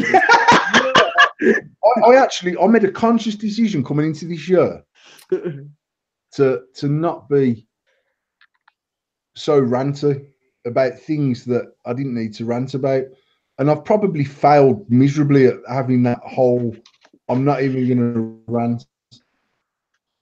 But apart from that one single situation earlier on this year where he was tagged in a post, there was no bones, there was no bullshit, there was no who could this be about, who isn't it about.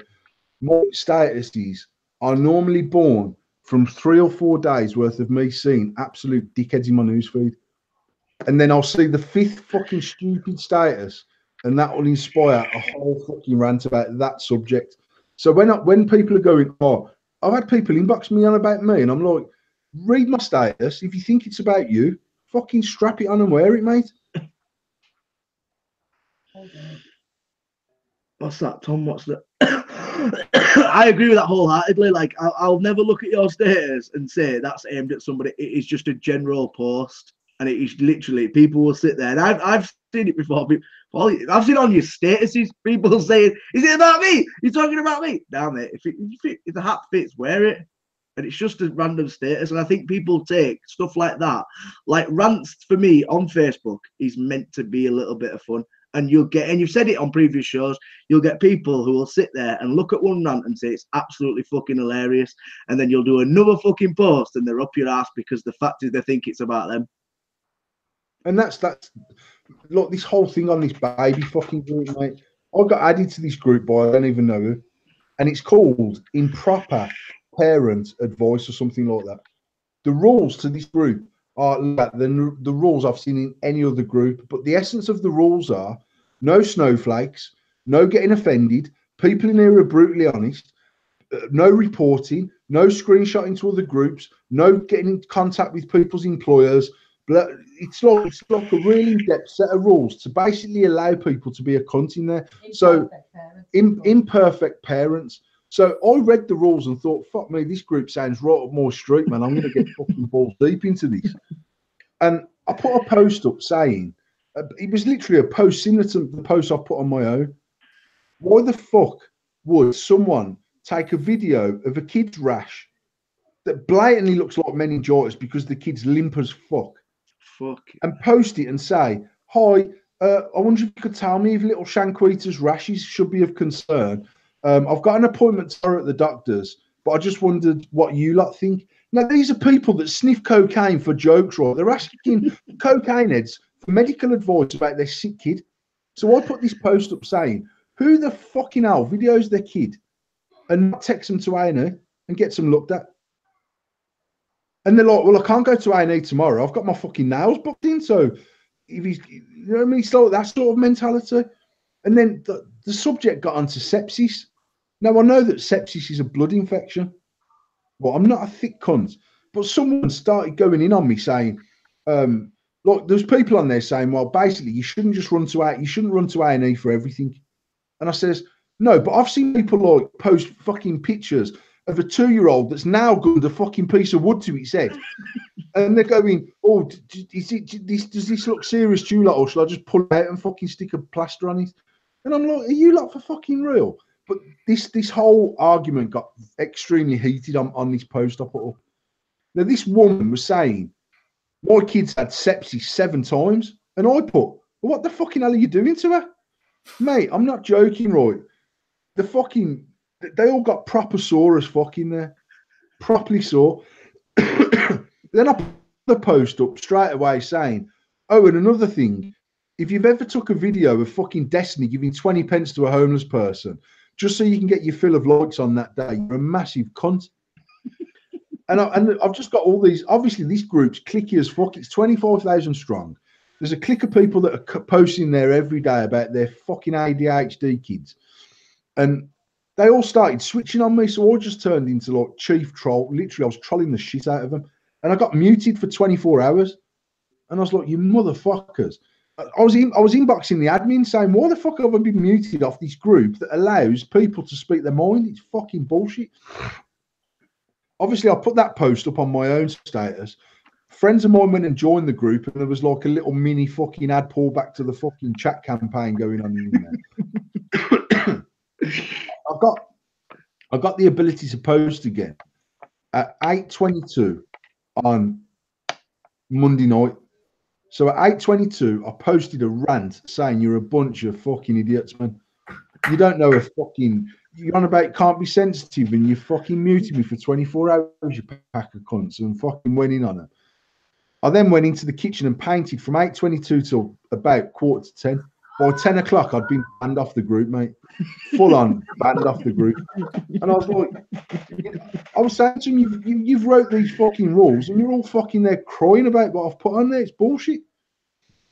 But then Tasha started commenting, the saying to Tasha, how can you live with such a horrible man? Mate, they were fucking going in hard on me. 2 days, This post was still going on like this morning. People still commenting saying that she needs to get me in line. Idiot. And the thing for me is, like, people call it trolling. For me, it's just me being me. Right? I enjoy that whole shock factor.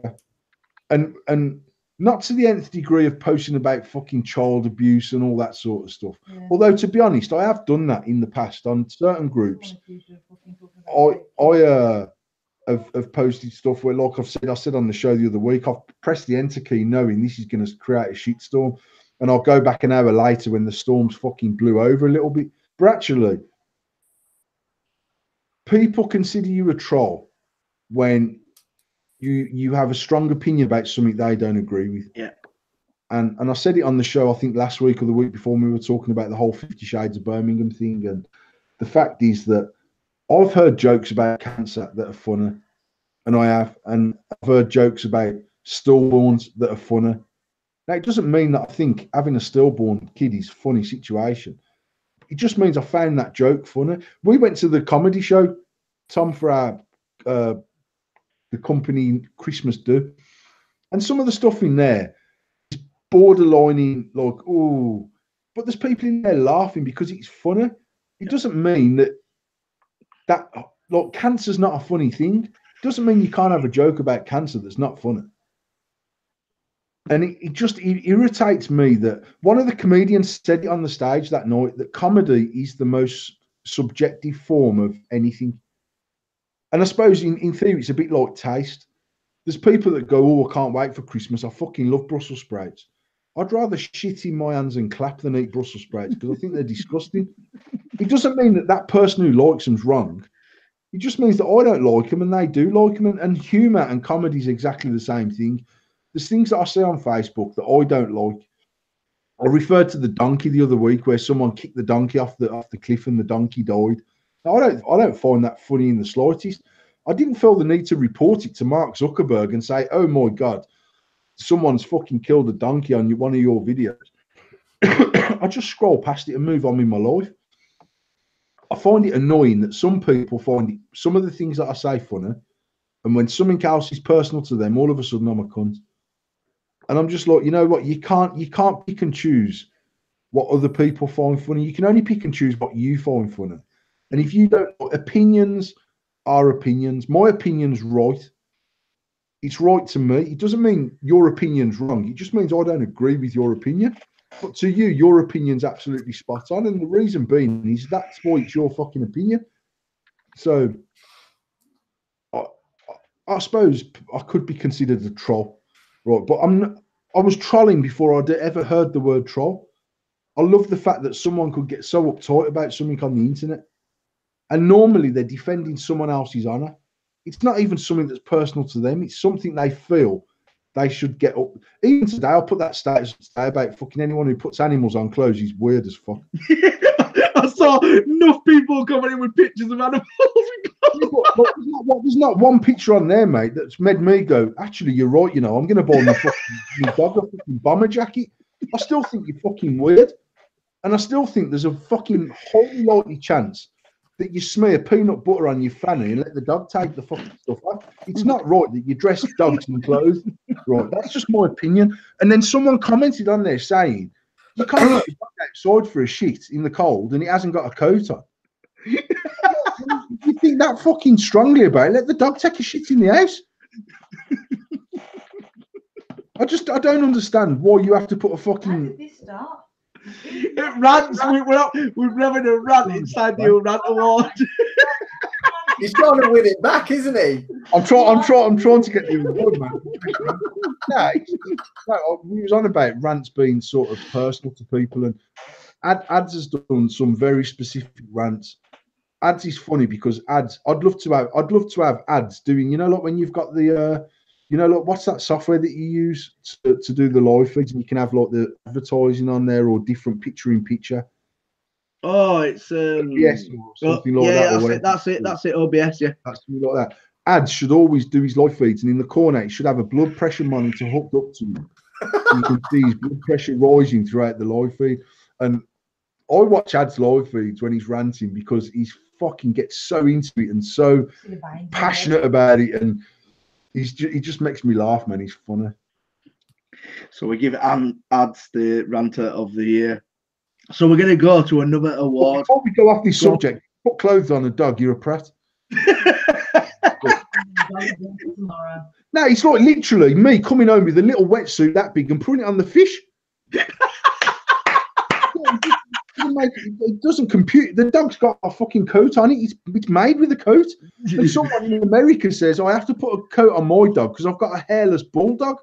I was like, you've got the wrong fucking dog then, you mad cunt. See, Paul's coming back to having this award. You know what I mean? It's very miss with this award. We'll have to give it to the pair here. So the next award, this is probably going to set Paul off even more, but we're going to go for Vapor of the Year. We're going for Vapor of the Year. What could we, before we get into maybe calling people out, what do we all think of Vapor is? You know what I think of Vapor is someone who hops about like a motherfucker, trying to get either free stuff or sponsorship, or like they'll blow smoke up someone's ass for 1 week, and because it hasn't worked, the next thing they're onto someone else, and the next thing they're onto someone else, and the next thing they're onto someone else, and they're trying. To me, a Vapor is someone's trying way too hard to get something specific out of someone. Yeah, it doesn't have to be male or female. It can be both, can't it? No, absolutely. What did you say, Viv? Sorry. She put it down, hasn't she?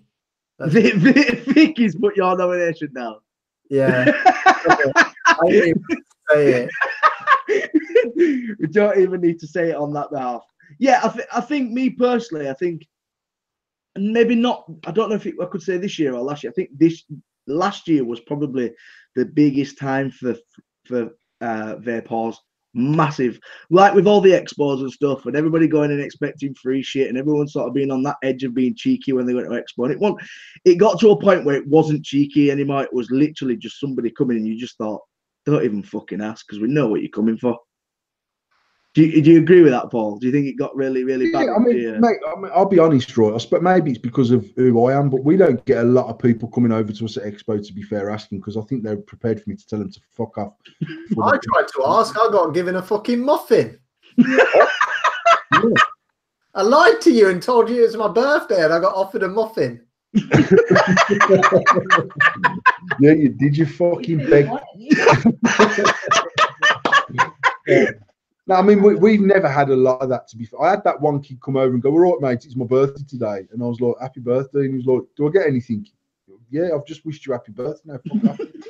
I remember that. The funny thing about that was, the best thing about that, Paul, was, the best thing about that was, is he asked somebody else and somebody sent him over to you knowing exactly what you'd fucking say. You know what? For me, I'm going to nominate Beth Boyd as the biggest vapor of 2018.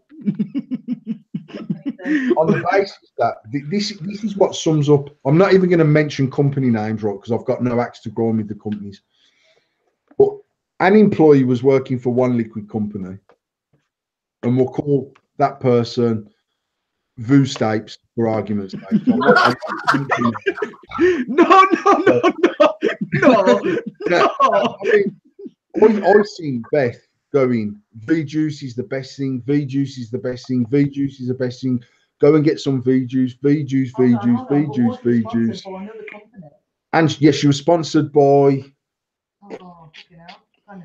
another liquid that she bought one bottle and then posted it 27 times as they sponsored her. I can't remember who it was. But the minute that employee moved over to another company, their liquid became the best. Now, the thing for me is, I 100% get people following people. We got juice.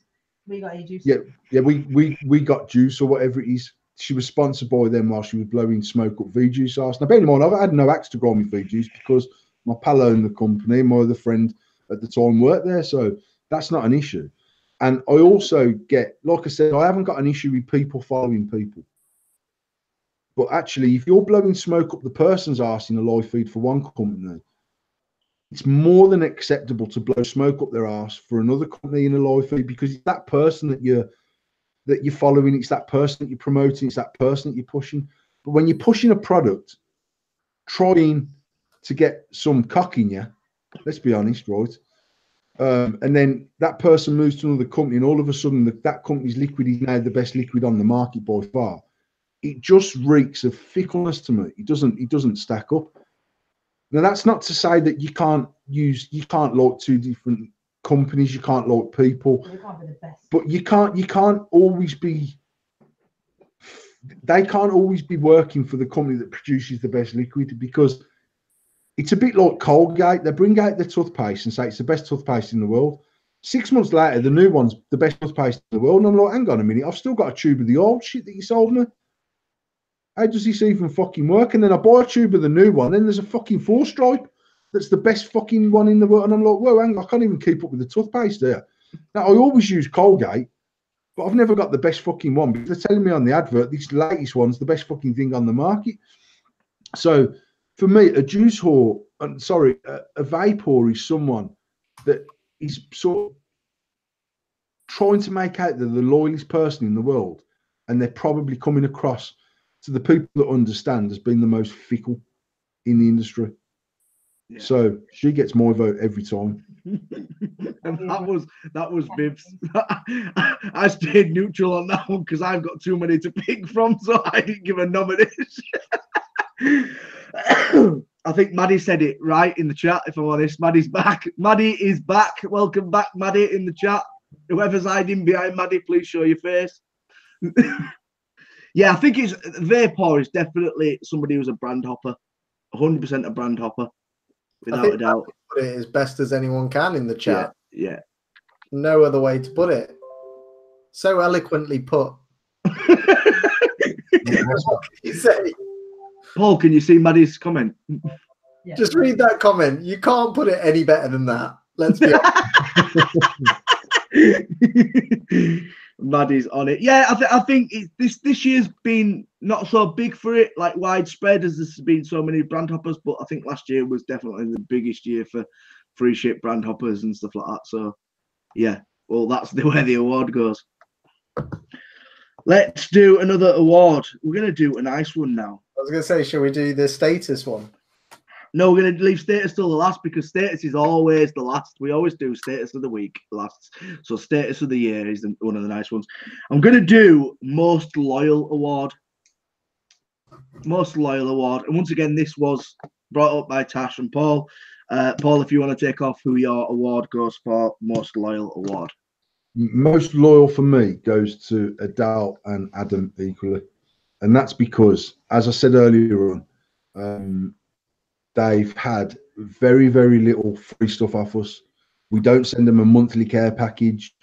And I know that Adele was offered money from other companies to promote their stuff, and she turned it down and says, actually, I don't like that stuff. I like Endless, and I like Paul and Tash, and I like what they stand for, and I like the way that they do business. So for me, and Adam, the same, we sponsor Adam, and we sent him out a mod, maybe when I sponsored him, a mod and some liquid, and I've not sent him out nothing since.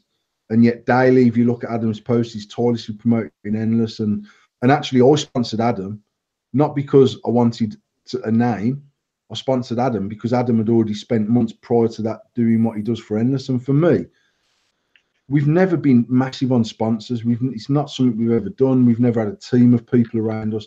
And the whole thing about the members thing for me was getting to a point where we actually had people that were more like-minded than they were just promoting our products. So Viv, for argument's sake, I believe he's sponsored by V-Juice. Yeah, I am. So we don't stock V-Juice in our shop as a rule anymore.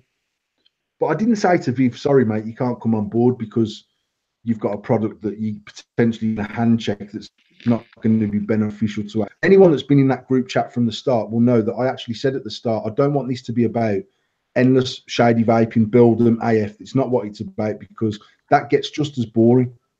It gets just as tight. People see that and it just becomes another, oh, fuck me, the fucking army's out posting for them again. People flip through it. So we had Zara, and Zara's sponsored by other people. But actually, I like the way Zara operates itself and conducts itself. And we had Viv and we had Dan Rickard, because actually, I like Dan. I like the way Dan is. I like the fact that Dan does what he does and the way that he does it. And it was about building a team of people that could move the industry forward. Now, if by default we get some fallout of sales from that, that's a bonus. But that genuinely weren't what this was about. It was about moving, like even down to our initial chat at the start was, who is best at doing what? Who's good at rebuilding? Who's good at mouth to lung? Who's using stock calls? Who's using regulated? Who's using mech? Let's try and be in certain groups and help them people along their journey, whatever that journey is. But Adam and Adele have tirelessly repped us with very, very little reward, apart from, I consider them both friends. I know Tash speaks to Adele regularly, and for me, that is loyalty is when someone's doing something just because they like or enjoy the product or the people. And on that basis, they're the sort of people that I will help tirelessly to achieve what they want to achieve, because they give us exactly the same. Nikki has spent a lot of money on Endless, Nikki and Pixie have. And actually today, Nikki messaged me. She's the sort of people that we're dealing with there. We found a Cerakote, not a Cerakote, sorry. We found one of Gav while she's clean mods in the storeroom on Sunday, and Disco Dave messaged me, so I've just found this in the storeroom, boss. It's stuck on the back of a shelf somewhere. What shall I do with it? And I said, you know what? Wrap it up and send it to Nika, because they support us financially, because they don't get free stuff off us. They buy their stuff. And actually, Nikki messaged me today, not to say, hi, Paul, thanks for this mod. He actually messaged me to say, hi, Paul, I've been sent this mod by accident. Do you want me to send it back? Even put from Paul on it. And it's like, it just sums up the sort of people that we're dealing with there. There's other people that go, fucking hell. Even like, we had a fuck up. Tom fucked up, or I'll say this on. Tom gets an award for the biggest fuck up of the year. We had a competition, and a spreadsheet got sent through to the shop for the competition winners. But it was an Excel sheet, and there were 2 tabs on the page. An old one. There was an old competition tab and the new competition tab. Jacks, actually. it was the Baby Jack stuff. So we sent out a raft of gear. I won't mention how many thousands of pounds Tom cost me because I don't want to keep harping on about the fact that Tom dropped this massive financial bollock. But so many people messaged us to say, we've received this by accident, shall we send it back? Now, quite honestly, on all jokes aside, Tom was trying his best to manage that situation. Like I said earlier on, going into that live feed at that scale had no organisation whatsoever. But every single person that messaged me and said, I've had this gift, shall I send it back? I actually said, no, keep it. We've fucked up. You keep it. Because by the time they've posted it back and I've paid for their postage and then I've posted it back out to someone else, I might as well just send the next prize on to the person that never got it. But for Nikki to message and say, hi, Paul, I've received this back. Do you want me to send it back? Just that's the sort of people we're dealing with there. Someone that's not going, fucking mint. Shady Vaping's fucked up and sent me a freebie. And we've known in the past that we've duplicated orders to customers because someone's done it. They haven't filled out the dispatch book properly. So a vet might have gone in and sent out the second order.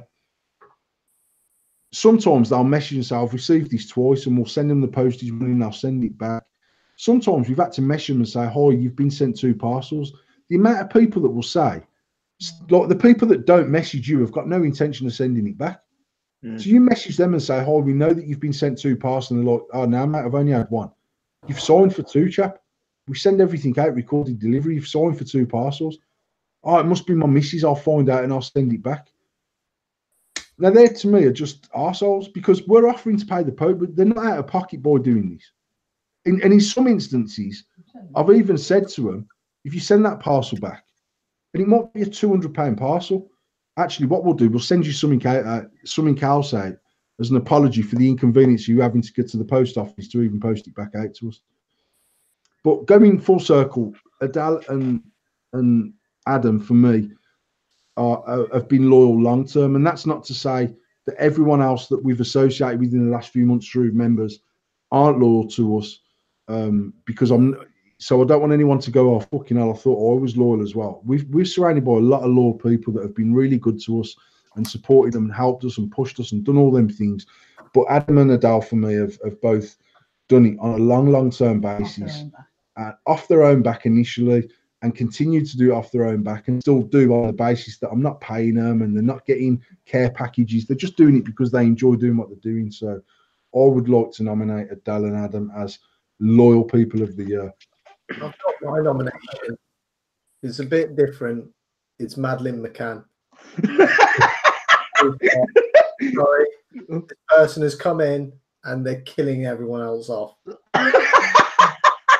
The problem I've got is I need to know the person behind Madeline McCann is.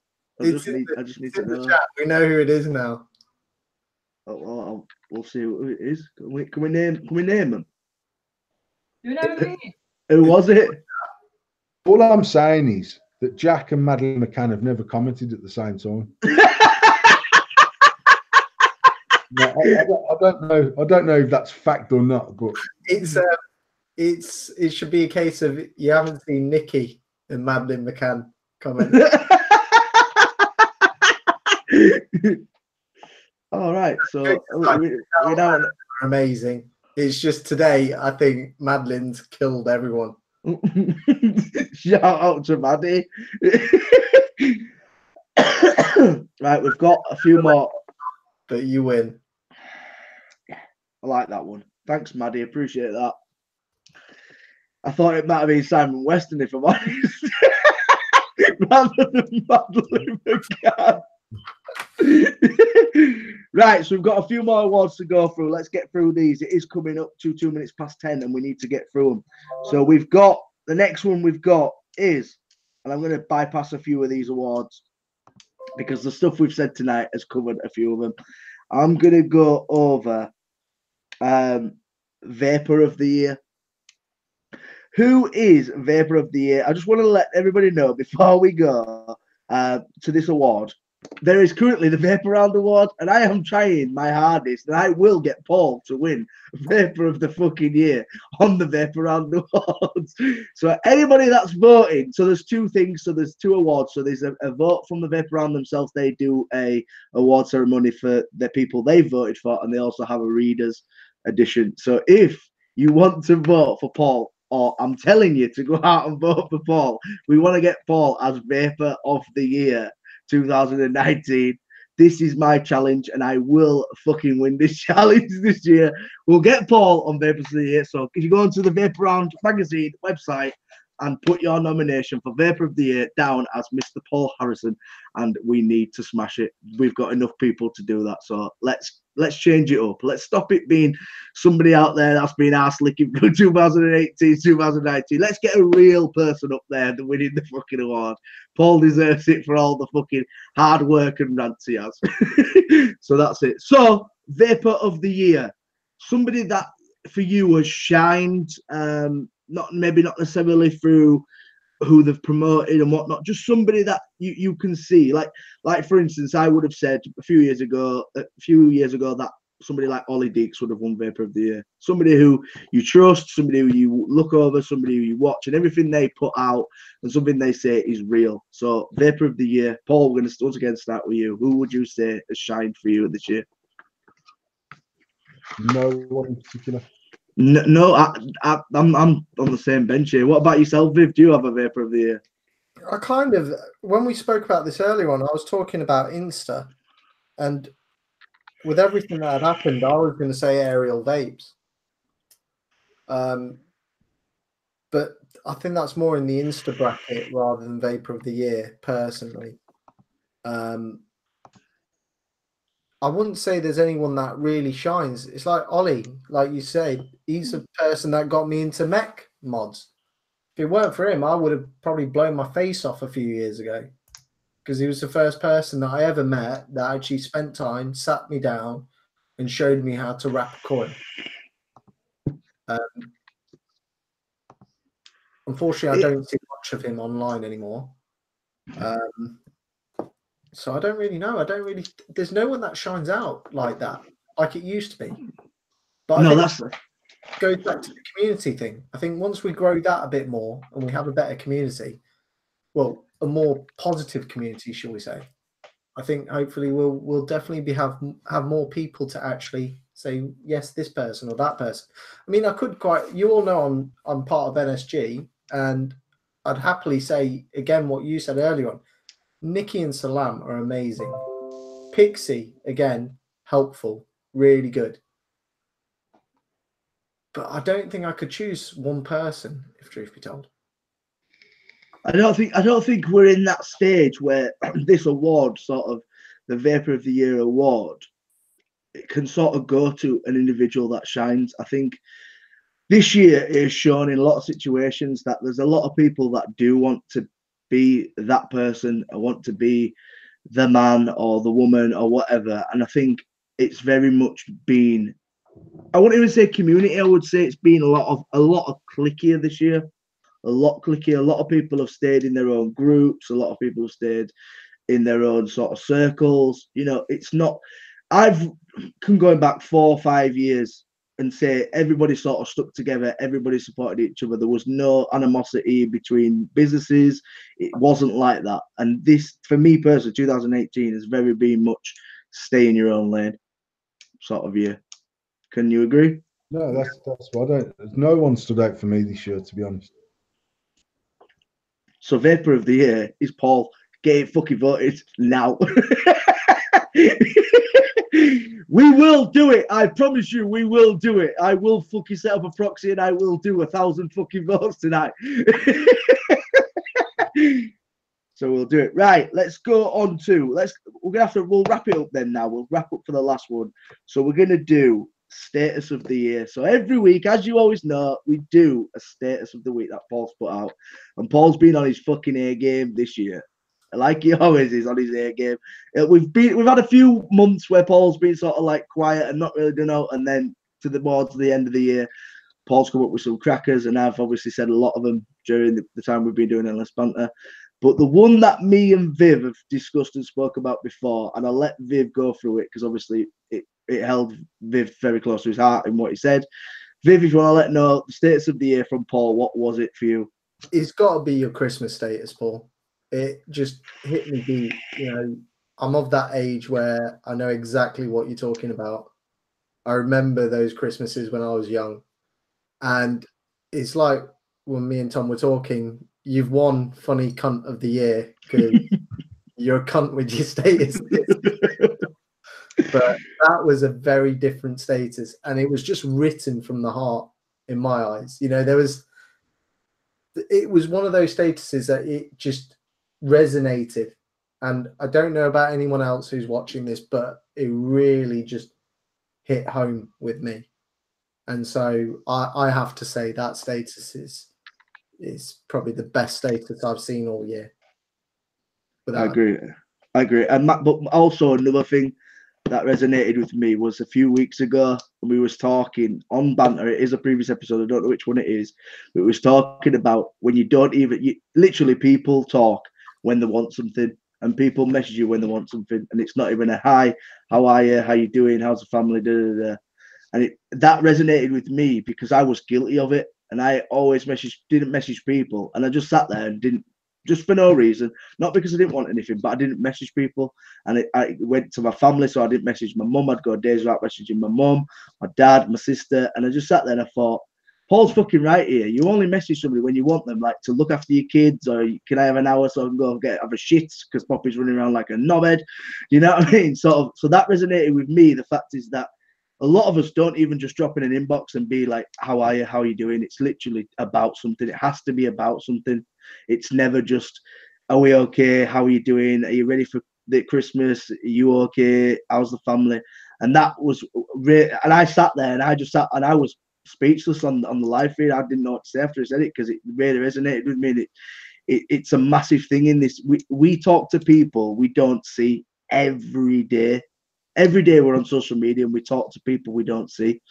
And when you do see that person, we've said it plenty of times, you go to expos, you go to shows, and you speak to people you've not seen in 6 months, and you haven't spoke to them in that 6 months, and even just to drop them a message just to say, how are you okay, was really warmed my heart. It was like, this is what it should be. And just to message somebody that, because we speak, as I said, we speak to people every day and we don't see them, just to drop them a line and say, I hope you're good, hope everything's well. And that's how it should be. So that for me was one of the biggest things of this year that I was taught and reminded of. Paul, what was your status here? I know you're going to come up with some banger here. It's hard for me to even talk about my own statuses because it sounds like I'm blowing smoke up my own arse. But one thing I try and do is keep it real on some sort of level. So, and I've always said, if I'm pissed off, you can pretty much tell through my statuses that people are winding me up. And if I'm in one of them loving moods, that's what I'm posting about, and it might be about Tasha or the kids or whatever. But for me, Christmas time for me personally is something that always reminds me of my own childhood, because not until I had my own kids, and then when I got with Tasha and we had more kids and more kids and more kids, and you see them growing up and More kids. More kids. Like for years, I've always said, you just don't feel the same. And even now, we're 6 days away from Christmas. Yesterday and the day before, we were fucking painting the kitchen, and we've been into town, and it's not that busy, and there's not lights, and we've not had a carol singer, and all them things for me that summed up my Christmas was from the 1st of December, we'd be out carol singing. And we'd earn fucking good dough off it, man. We'd be out there doing it and fucking whatever. And like I says, like genuinely, that status for me, and I've written a similar status to that a few years ago, because I've got 6 kids. We've got 4 that live with me, and I've got 2 that don't. And I see my son sort of semi-regular. So there's 5 kids that I see regular, and knowing that the efforts that my mum and dad must have went to make Christmas so special for us is mad, because they weren't any less busy than what in fact, they were more busy than what we were, because if we've spent, for argument's sake, £1,000 on presents this year, 990 quid of that will have been spent online. Now, do you know what I mean? So, like, even down to like sitting at home of an evening and getting on the computer and doing what you've got to do, and then shit's getting delivered to the house, shit's getting delivered to the shops. That's like one of the biggest tasks done. Tasha sat down last night and ordered our Christmas shop online. Pissed him off, Tom. The big shop, mate. And it was like, no, he doesn't piss me off as such. And like when I was writing that status, I've said it to Tasha a couple of years running. You just don't feel the same. But when I speak to our kids, and certainly, look, Sinead's 12, she's 13 in January, and she's like trying to make out she's a big woman, and actually it's just another what she's not even said what she wants for Christmas. She don't need nothing. I don't want nothing. Where the two little girls, mate, they went through the Argos catalogue and bought in a proper list of shit that they want. But like every day they're like, oh, it's only 6 days. I can't wait. It's going to take so long, and we're going to go to bed early on Christmas Eve so we can get to sleep because Father Christmas is coming and all that. So they're probably still, and obviously they're at school and they're doing nativity plays and making Christmas cards and all that shit. We have not got a Christmas card up in this room. Yeah, we know how to spend some money. I've actually been to the shop. No, I'm not saying you haven't, but I'm saying, like, boy, what are we now? The 19th of December. The 19th of December, back in 1985, our house would have had thousands of cards on every fucking wall of the house, the hallway, the kitchen, because that's what it was.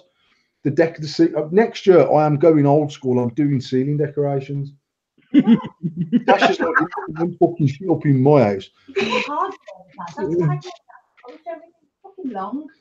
See that, and that there you go. There's the spirit of Christmas right there. But I don't think that's the spirit of Christmas. I think it's because everything now is so quick. Like everything is so rushed. We live in a rushed world. Everything just needs to be done now, and that's it. You know what I mean? I get it. I see exactly the same in my mum's. I go to my mum's, and she'd have sliding doors into the middle of different rooms, and they'd be covered in Christmas cards. I don't think she's got fucking one up. But we haven't even had a Christmas card off anyone. Well, that's what I mean. That's what I meant. Look, we haven't had a Christmas card off anyone. I feel like a right cunt now. No, but I mean, don't get me wrong, mate. We're just as guilty. Look, Tasha's been out today and spent 30 odd quid on Christmas cards for like brothers and sisters, and from our house to your house and all that, and try and cover as many. Like, there's nieces and nephews, and the one year, a few years ago, we went and spent about 90 quid on cards. In Clinton's, mate. Clinton, that's how balling we was that year. We went to Clinton to buy the Christmas cards. Is Clinton's even about anymore? I don't know. Yeah, it is, because they still sell Yankee candles for extortionate amounts of money and shit like that.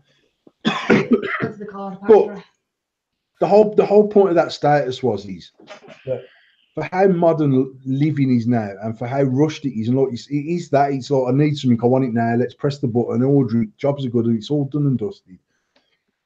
But my old man would get the shit out of the loft before the 1st of December. Because on the 1st of December, every year, by hook or by crook, our house got decorated. And so for the week leading up to the 1st of December, he was going through them shit fairy lights to make sure they all worked. A bulb at a fucking time, a bulb at a time, a bulb at a time. We had the same Christmas tree from when my first ever memories of that same Christmas tree up until I was probably 10. My older brothers and sisters would have seen the same one because I know it was the same one. We had glass baubles that got wrapped up in fucking kitchen toilet paper every year and put back in the box. And every December when they come out, there was always a couple that had got broken and they depleted, and then they got replaced with some shit plastic ones. But there was always still some of the original glass ones on there. We always had a table in the living room with alcoholic drinks on, like spirits, that no cunt's ever drunk. The same table of drinks come out every year. And on January the 6th, the decorations come down every year, because the 12 days of Christmas is from Christmas Eve until the 6th of January. So in our house, it was bad luck to take down your fucking decorations before the 6th of January. So we'd go to school on the 6th of January and it looked like fucking Santa's grotto. And we got home and it was like, seriously, have we been evicted? Because like, I don't know if you remember, but like the fucking madness of going from the room decorated to the extent it was back then, with tinsel and fucking these ceiling decorations and cards on the wall, to coming home and there weren't a sign of Christmas in the house apart from a few tins of roses with coffee creams in there. That was the only thing. And in fact, they always got through in the bin on the 6th of January, because coming from a fat fucking bastard household, from the 6th of January, everyone was on the New Year diet. So it was like every bit of shit got through out that was in there, and everyone was on a diet. And we were all healthy eating until the 10th of January, and you'd forget. And then you'd go, oh, fuck it, I might as well wait till next year now. And then you'd just spend another year being a fat cunt. And then you'd say, right, on the 6th of January, definitely this year, I'm going to watch Rocky, and I'm going to start shadow boxing, and I'm going to get right into this. I'm going to lose some fucking weight. And I've been doing that for 42 years. But I can honestly say, there was 5 kids. My mum and dad and my nan lived in the house. I never, ever once, ever seen one wrapped present before Christmas morning. Nowhere in the house. I don't know where the fuck they put it, because we didn't, like, our loft had no loft ladders. My old man was a big lad. I don't even know how the fuck, if he put it in the loft, I don't know how he got it up there. We never had a garage, so it weren't in the garage. I don't know where the fuck this shit went. And Christmas morning, you'd walk down there, and like I said, like I was saying to my kids the other day, like, we had to get washed and dressed before we went downstairs. Yeah, I could then have none of that. So we'd have to get washed and dressed. We'd have to go into the kitchen and eat breakfast. Before we opened our presents. Yeah. And then at some point, we'd all be there. Like, obviously, you just fucking put the bowl to your mouth, scrape the fucking lot out in one go, and fucking wipe the milk. Right, we've done breakfast, but our dad's like, listen, I'm just waiting for me bacon to cook or toast or whatever he was doing. And then at some point, he'd go, right, go on then, go. And fucking 5 of us scrambling into the living room. But you'd walk in there and you'd be like, seriously, obviously as a kid, you were like, fucking Father Christmas has done us well here, because there was nothing in there the night before. And I can remember being sort of, I can't even remember how old I was when my daughter was born, 23, 24 or something like that. But I remember thinking how nice it would be to go to bed on Christmas Eve with not even the Christmas tree up. And then when they've gone to bed, he's then decorate the room properly. You know what I mean? So Christmas morning is Christmas morning. Yeah. I've never done that because we'd never have the time to do that in a million fucking years. So, but I mean, these were always thoughts I've had right from when I was sort of young 20s. How do you keep the magic of Christmas? The reality is it probably is still there, but because we're getting older and our times are changing, our kids are just changing with the times.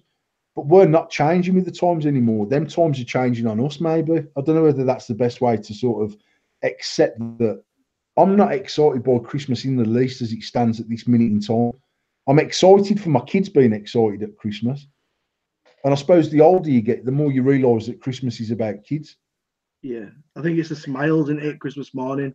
And you see the smiles on your kids' face. I've never, probably being so young, I've never experienced it. She don't give a shit. She didn't give a shit last year, but she gives a shit this year, and she's really excited this year.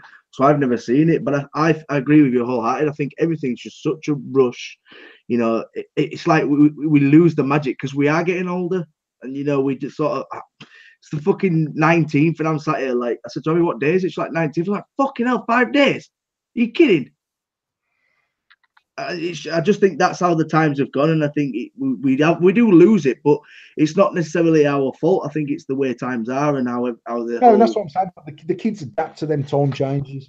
Yeah, they don't know any different. I'm reflecting back to fucking 35 years ago when I was 7.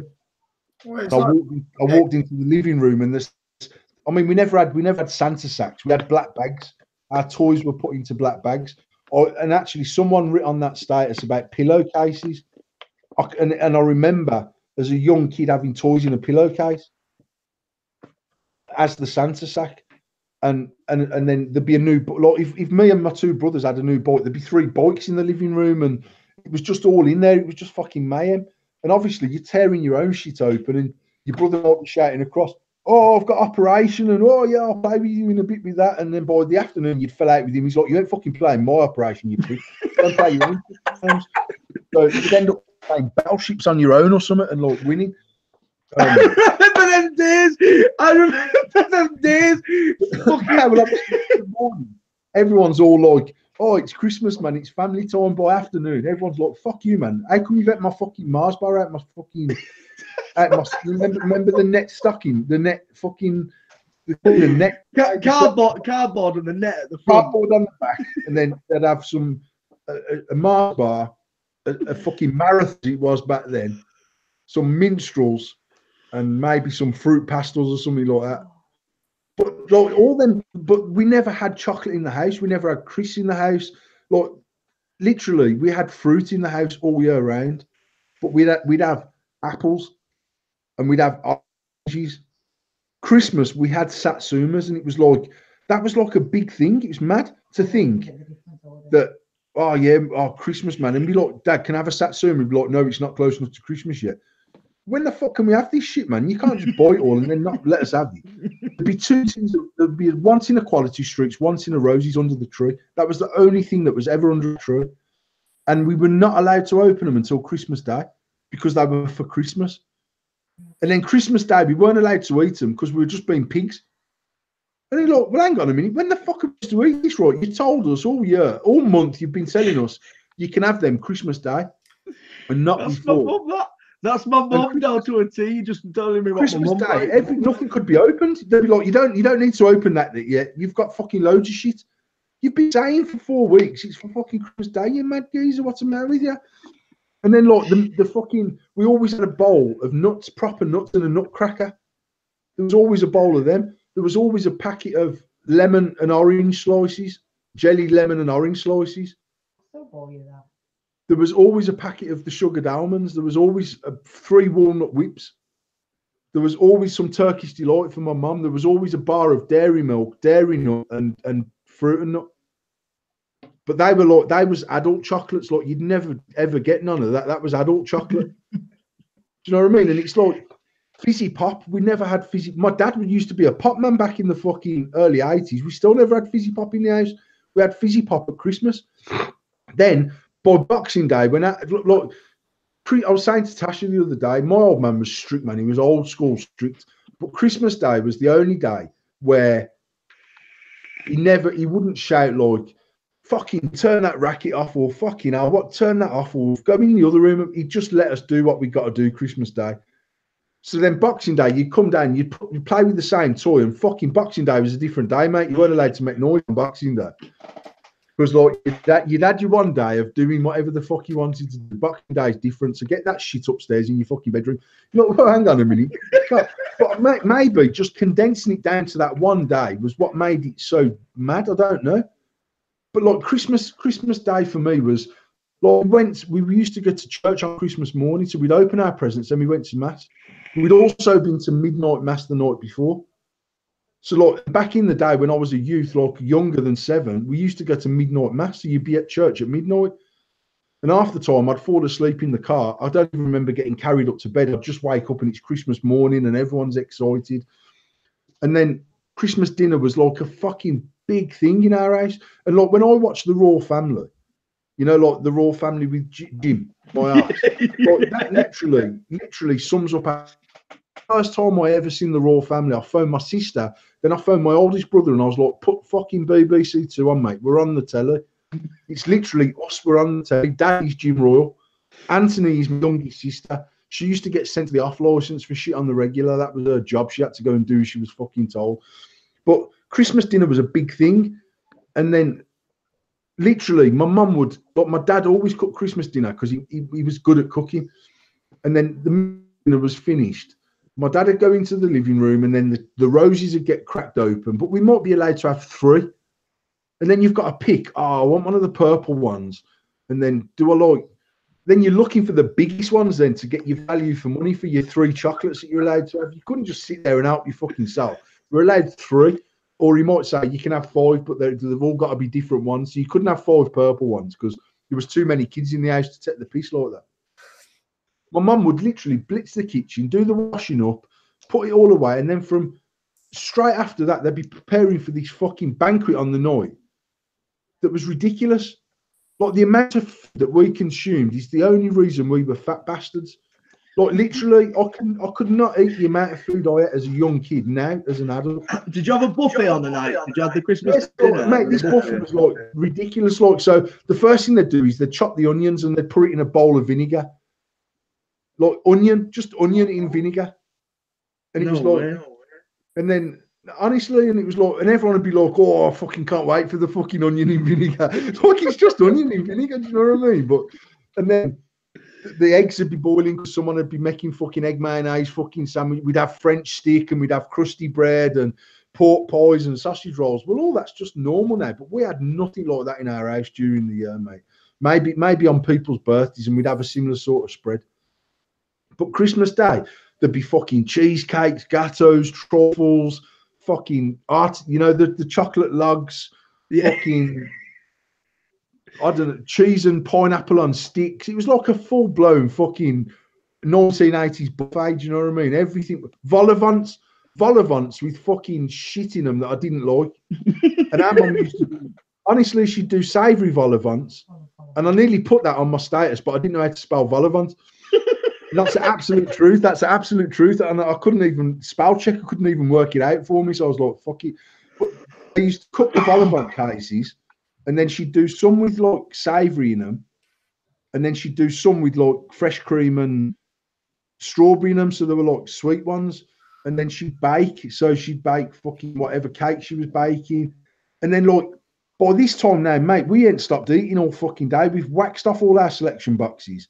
When our dad fell asleep watching some shit on the telly, we've had another dip in the roses. You'd have to take the wrappers out and fuck them down the side of the bin, because he'd be like, "Where's them wrappers? Who's had the wrapper? Who's had a fucking sweet in my absence without my knowledge?" And then you'd eat and eat and eat all night and get to bed Christmas night feeling sick as a motherfucker. Like, but you know, the other thing I thought about afterwards was, like, you know, when you walk into the room on Christmas morning and you've got this mad pile of presents, like we'd have a black bag of presents and then there'd be some outside of the bag that didn't fit in, and we might have a bike. And then Christmas, Boxing Day, then I'd get my pile of presents, I'd take it all out the boxes and I'd squash up my boxes and put my rubbish out. And then about 10 o'clock, 11 o'clock, you'd look at your pile and you'd be like, "Where the fuck's all my toys gone, man? Yes, I had loads." And look, by the time you've took it out the boxes and piled it in the corner, you got fuck all, really. You've already coloured in all your colouring books. All your felt tips have run out. So then you're having to drip. Do you ever remember dripping vinegar down the fucking felt tip? No, that's a new one for me. So, like, some people used to put water in it, so you could, like, when your felt tip run out and your cartridge was fucked, you could put a drop of water in it. It'd like bring the felt tip back to life for about fucking 6 minutes worth of scribbling time. But I remember my dad saying, "You don't want to put water in that, son. Put a drop of vinegar in it." So, like, when you were colouring in, then your fucking eyes were stinging off the fucking fucking like CS gassing yourself with vinegar, man. And then, like, at some point on Boxing Day, you end up colouring in the wrong book. It was your sister's book you'd got by accident. There was a big fucking shitstorm that you'd coloured in the fucking drawing that she wanted to colour in, and then you'd run out of black, so you'd be switching someone's black felt for your one that was fucked and smelt of vinegar, and it was like, "No, this is mine." And it's just like, all of that stuff for me just resonates as being like such a mad departure from our normal way of living, which was going to school, getting in from school, getting in the door from school, going up, changing your uniform, folding it up, putting it on the bottom of your bed, getting dressed. Like, we used to get dressed. We'd never get into our pajamas straight from school. But if we're not going out now, our kids are coming from school, go up, I'll put some pajamas on, we're not going out. So they've got the pajamas on from fucking 4 o'clock. But the first thing to do when they come in is get changed. But we had to go up, fold our uniform up, put the clothes on that we had on yesterday, because you only had one set of clothes for the fucking week, and then wonder why your fucking back of your t-shirt looks like someone's fucking done a whirl spin on it, because your fucking neck's grimy as fuck. And then, like, we'd have our tea and we'd fucking sit. My dad had come in from work, so he couldn't make no noise because he'd been to work all day, and at 7:30 we went to bed. Christmas for me was just like such a mad departure from that normal routine in that house, that he was just mad. And to be fair, as much as Boxing Day went back to some sort of normality, and until the time we went back to school after Christmas, and even like New Year's Day was a big thing in the house. Like, we had a full-blown Christmas dinner again on New Year's Day. We had the turkey and all the trimmings, and Christmas Eve. They used to do this thing where they'd come and always get my dad, because you had to have someone with dark hair run through the front door and out the back door with some coal or some bullshit like that. I don't know whether that was a northern thing or... No, they used to just, somebody with dark hair, you just had to bring the new year in, so you had to just walk through bring the new year in, yeah. the back door, something like that. So I can remember every year the neighbours would come and drag me dad out the house, and my dad didn't drink, and he weren't a very fucking... He was a bit like me, actually. He could be a right miserable cunt, but when he was on form, he was actually really funny. So some years he'd be like, "Oh no, fucking just go and see the new year in yourself." But he'd always get dragged out, because our mum be going, "Oh, let's go and fucking see the new year in for him. Fucking go and fucking let the new year in the front door for him." But I say that whole 2 weeks was Christmas for me. And now, like even now, Tash will take the tree down sometimes before New Year's Day because he's doing already. Boxing Day. And I hate it. I hate the fact that he's just gone that quick because actually the kids should have that little bit of time to have that little bit of and just do what they're doing. And I try, as much as I still shout at them, I try not to. I try to let them do what they're doing for them few days and have the fucking house in a mess. And Tasha's coming down Boxing Day and sorting out, and all the house has got to be spot on. I'm like, you know what? Just let them fucking play, because that's how it was for me. Because, like I said, our dad was different. Like, he wasn't Big Les. He was just like, you know what? Just have your fucking moment, and then on whatever day he woke up and decided Christmas was done, that was it. We were back to fucking normal. So I hold them memories honestly really dear to me, and like say, it's just mad. I don't know. I think about I miss my dad terribly, and I think about him a lot. But the whole month leading up to Christmas for me it just reminds me. Everything reminds me of my dad all the time. Like during Christmas, even just the tree, and like we've got no lights up in this house apart from on our tree. Excuse me. Oh, sorry, we've got lights on the banisters and we've got some lights in the porch. But, sorry. No, but it's just like I genuinely want to try and do these things that made it special for my kids. But I'd imagine it's just special for them. It just don't feel as special for me. I don't know. So that's just me just reminiscing a little bit right there. But That was nice.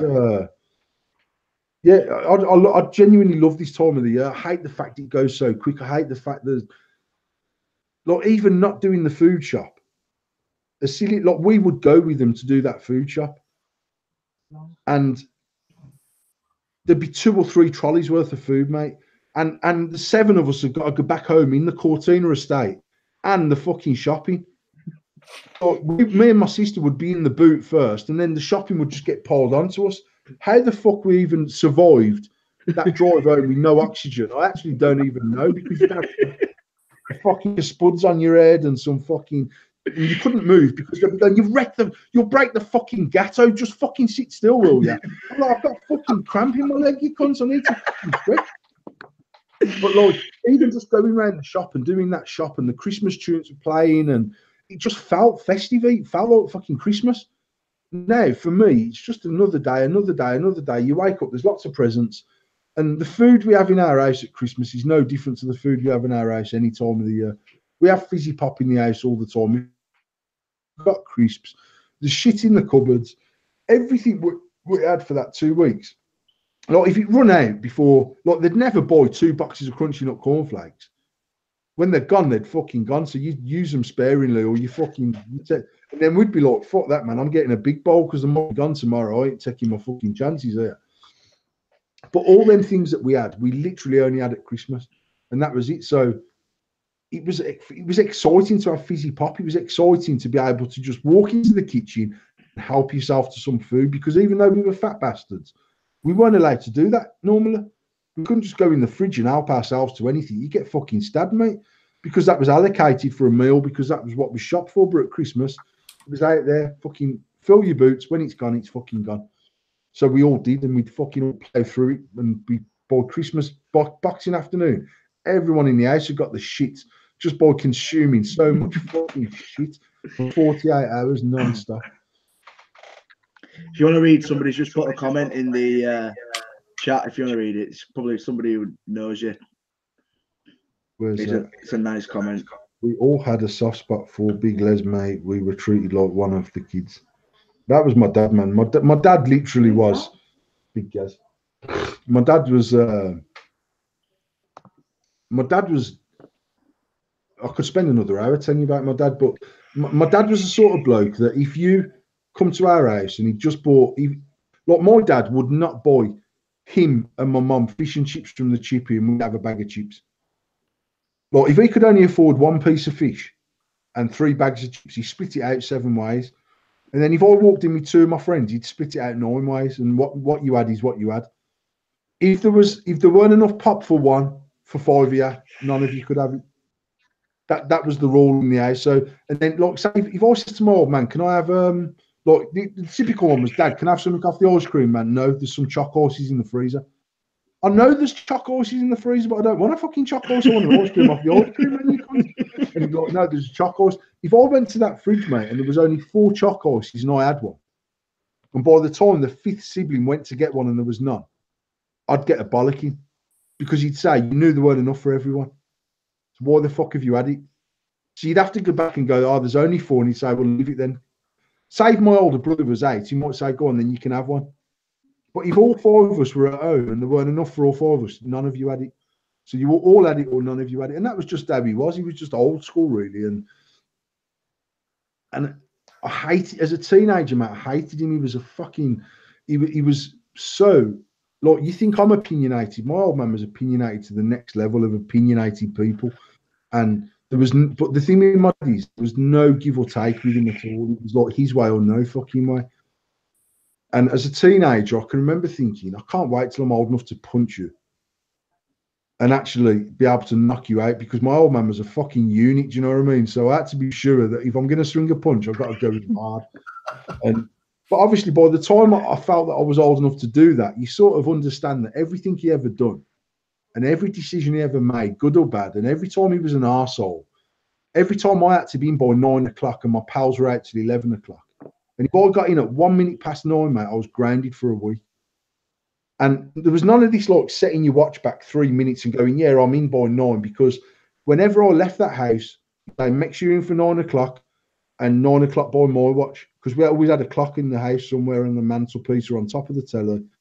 So we set our fucking watches to my dad's clock, because if we got in at 1 minute past 9 on his clock and it was only 1 minute to 9 on our watch, we were grounded for a week. There was no, oh, I got stuck, I got caught up or whatever. That's it, you're grounded, done.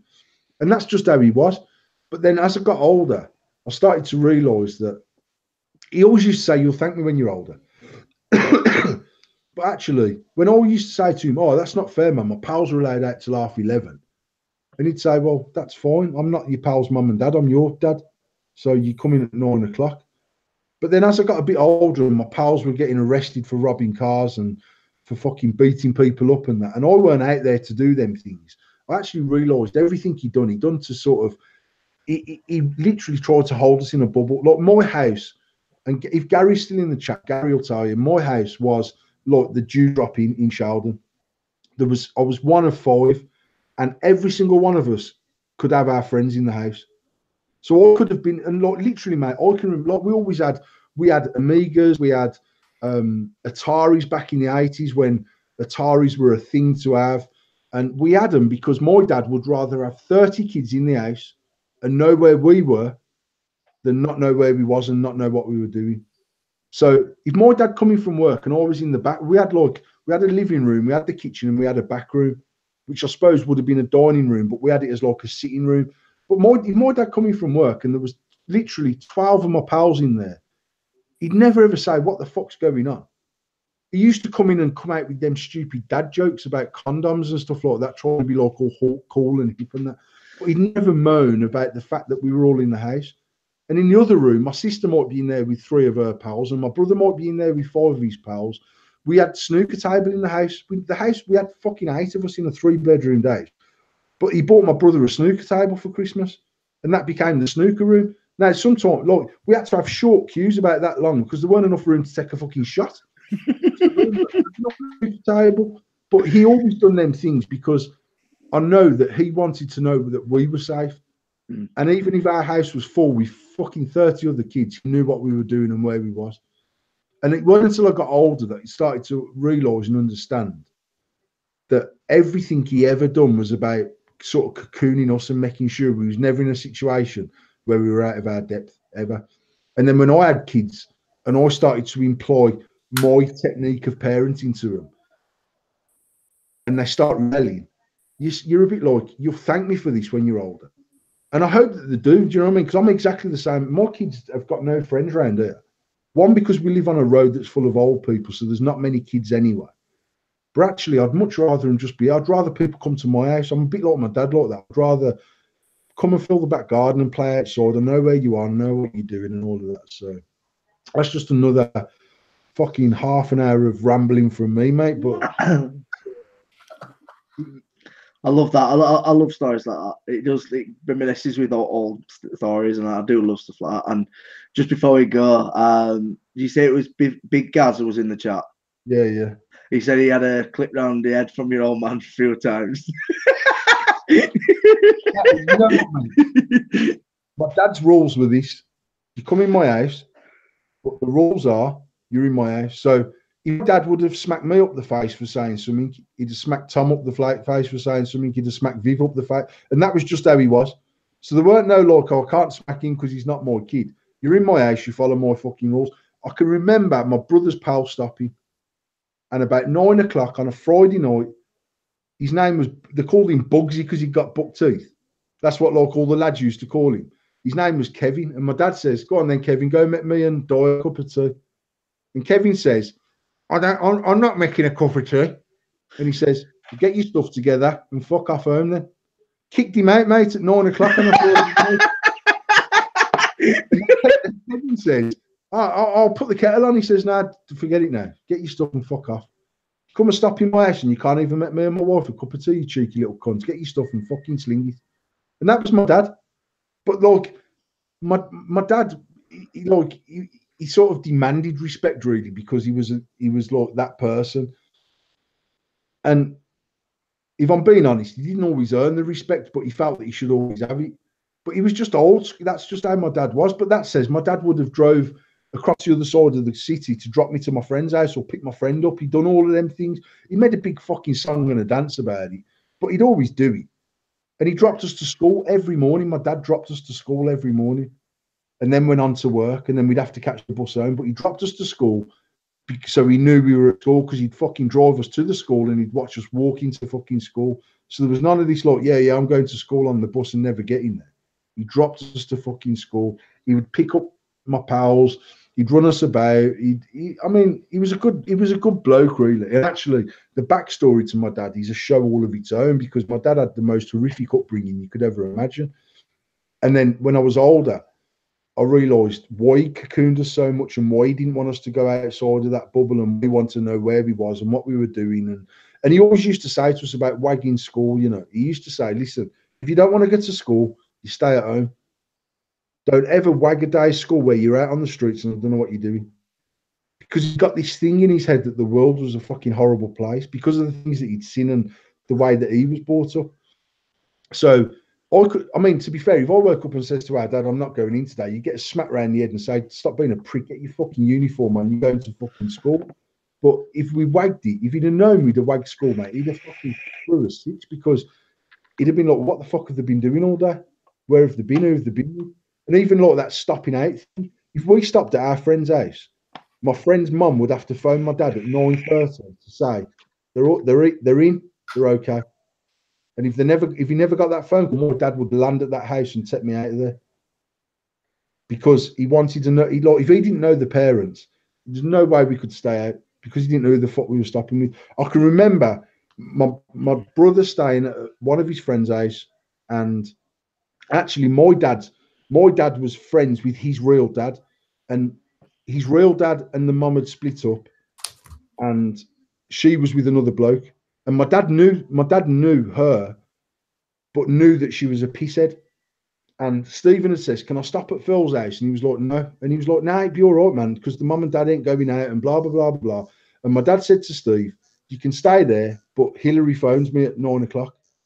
But when Stephen ended up phoning my dad at 9 o'clock because Hillary was pissed, and Dad said, it's like Stephen's phoned off the house phone. Like, obviously, there was only house phones then. Phone my dad's house phone. "I'm just letting you know, I'm back in now." But my dad heard the wife and the new husband dying because they'd had a tot. And my dad drove around there and knocked the door and says, "Fucking get out. You ain't staying in this fucking place, man." Because my mum and dad didn't argue around us. You know what I mean? So actually, he wouldn't allow someone else to argue around us, because that's not the way it was in his house. So therefore, if he didn't fit to his liking, it just couldn't happen. It was just how he fucking was. It's how he was wired. But deep down, I know that he worshipped the ground that all five of us walked on. He worshipped the ground that my mum walked on. That was his life with my mum and the 5 kids, and that's just how he was till the day that he died, really. But yeah, there we go. We end on a very cheerful note about me dad dying, but but no, it's he's what it is, man. It's good. I've got some fun memories, and I do genuinely try hard to give my kid them the same memories, but I always feel like I'm not. But maybe when they're older, that they'll have a different opinion, just because life's so fucking different to what it was back then. But there you go.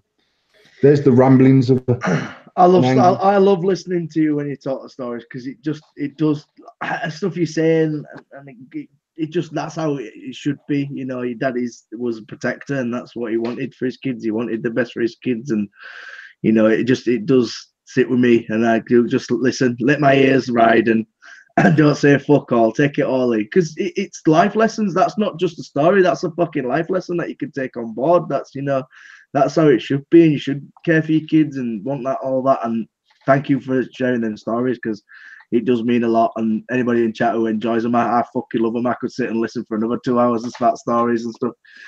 But we'll get off, and everybody, thank you so much for joining us. Everybody who's left, everybody who's still here.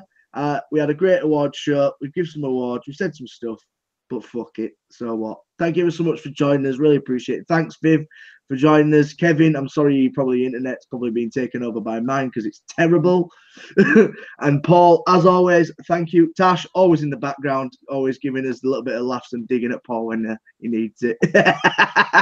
So, and I want to just say thank you to you, Tom, for all your efforts all year with us, and for doing the show every week. I want to give Tom an award for just being Tom, because actually he's just loyal to what we do. He's loyal to us. He works fucking hard for what we pay him, and he doesn't stop, and he worries and he cares and he does, and he does the show and all of that stuff. And without being all corny, I consider Tom one of my best pals now. And it's I mean, me and Tom always had a really good relationship prior to Tom ever working for us. And I like the fact that we've managed to maintain that same relationship as sort of employer and employee. And I never try to refer to Tom as an employee, because I look at him quite different. Don't get me wrong, I'll tell him if I think he's fucked up, and he'll have an opinion about the way we're doing things and all that sort of thing. But actually, I've got a huge amount of time and respect for Tom, because we're nearly 2 years in now, Tom, aren't we? 2 years in January. We are in 2 years. And before I finish as well, I just want to say thank you to Paul and Tash for everything they have done for me. And the way that me and Paul and Tash work is there's a friend's relationship and there's a business relationship. And I've learned a hell of a lot over these 2 years being with Paul and Tash. And whoever I worked with before and whatnot, no hard feelings or anything like that, but moving with Paul to Endless Shades was my best ever life choice. So thank you very much for everything that you did for me and my family, and you're awesome. So yeah, we'll end on a great note. So thank you for that. Merry Christmas. Merry Christmas. We're not gonna have a show. When's Christmas now? So it's the next week's we're not having a show, because that's gonna be Wednesday, which is Boxing Day. And then obviously it'll be coming up to New Year, so it'll probably in the new year will be the next show. Okay, well, what I might do is, depending on what you're doing and what I'm doing, is maybe we can do a little live on Christmas Eve, what we did last year. Yeah. We did do a live Christmas Eve last year, didn't we? I'm sure we did something on Facebook. Yeah, I think we did something on Facebook. So maybe we do something on Facebook Live. I mean, I know we're going out Christmas Eve and we're going to the circus, which is something we've done for a few years. Again, it's just something that we do because it's something the kids are like, oh, what we do in Christmas Eve. So we're going to the circus Christmas Eve.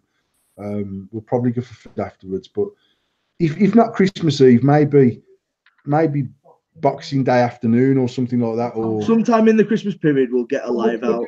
We'll do something. I want to try and go live prior to Christmas, even if it's just for half an hour, and we'll just have a Facebook live and just have a fucking banter for half an hour or whatever. But everyone who's supported us, again, thank you very much. It means a lot to me. It's been a strange year, to say the least. The industry's took some weird twists and turns, and there's been some ups and downs. But for me personally, it's been mainly ups. It's out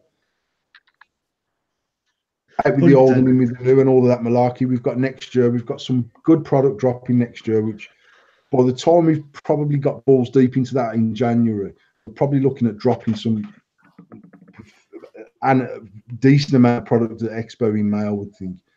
Nick Salts will be coming in January. Yeah, we'll just see what next year brings, mate. It is what it is. And everybody, I need a favour from everybody. Everybody needs to message Paul and tell him to get his passport sorted because we need to go to Europe next year. No, definitely. No, we'll get our passports sorted anyway because I want to go on holiday next year. Fuck going to Expo, we're going on holiday. I'll try to get Tash to go to China, but it's not happening. I've seen that face already. So yeah, great end to the show. Thank you for joining us, Tom. Thank you for everything you always do, week in, week out. It's thank you. Applauded from both of us and everyone who joins in, week out. And I think Pixie's probably still here because she's always still here. And I guess that's Salam and whoever. But yep, thank you everybody for your support because it genuinely does mean a lot to me. And as much as I might rant and rave on my statuses, I'm not an arsehole, and I do appreciate things. I do appreciate people, and I do appreciate effort, and I do appreciate loyalty. More than anything, I appreciate people being loyal to us. So thank you from us to you lot, and I will see you sometime next week on a live. Me and Tom will definitely do a live between now and Christmas Day, or we'll go live at 3 p.m. on Christmas Day, and I'll do the fucking King speech. Fuck the King. That is something I would take away from a Christmas dinner to do. Fuck Christmas dinner. I'm doing a live feed. I'll see you soon. Right, guys. Thank you ever so much, and we'll see you shortly.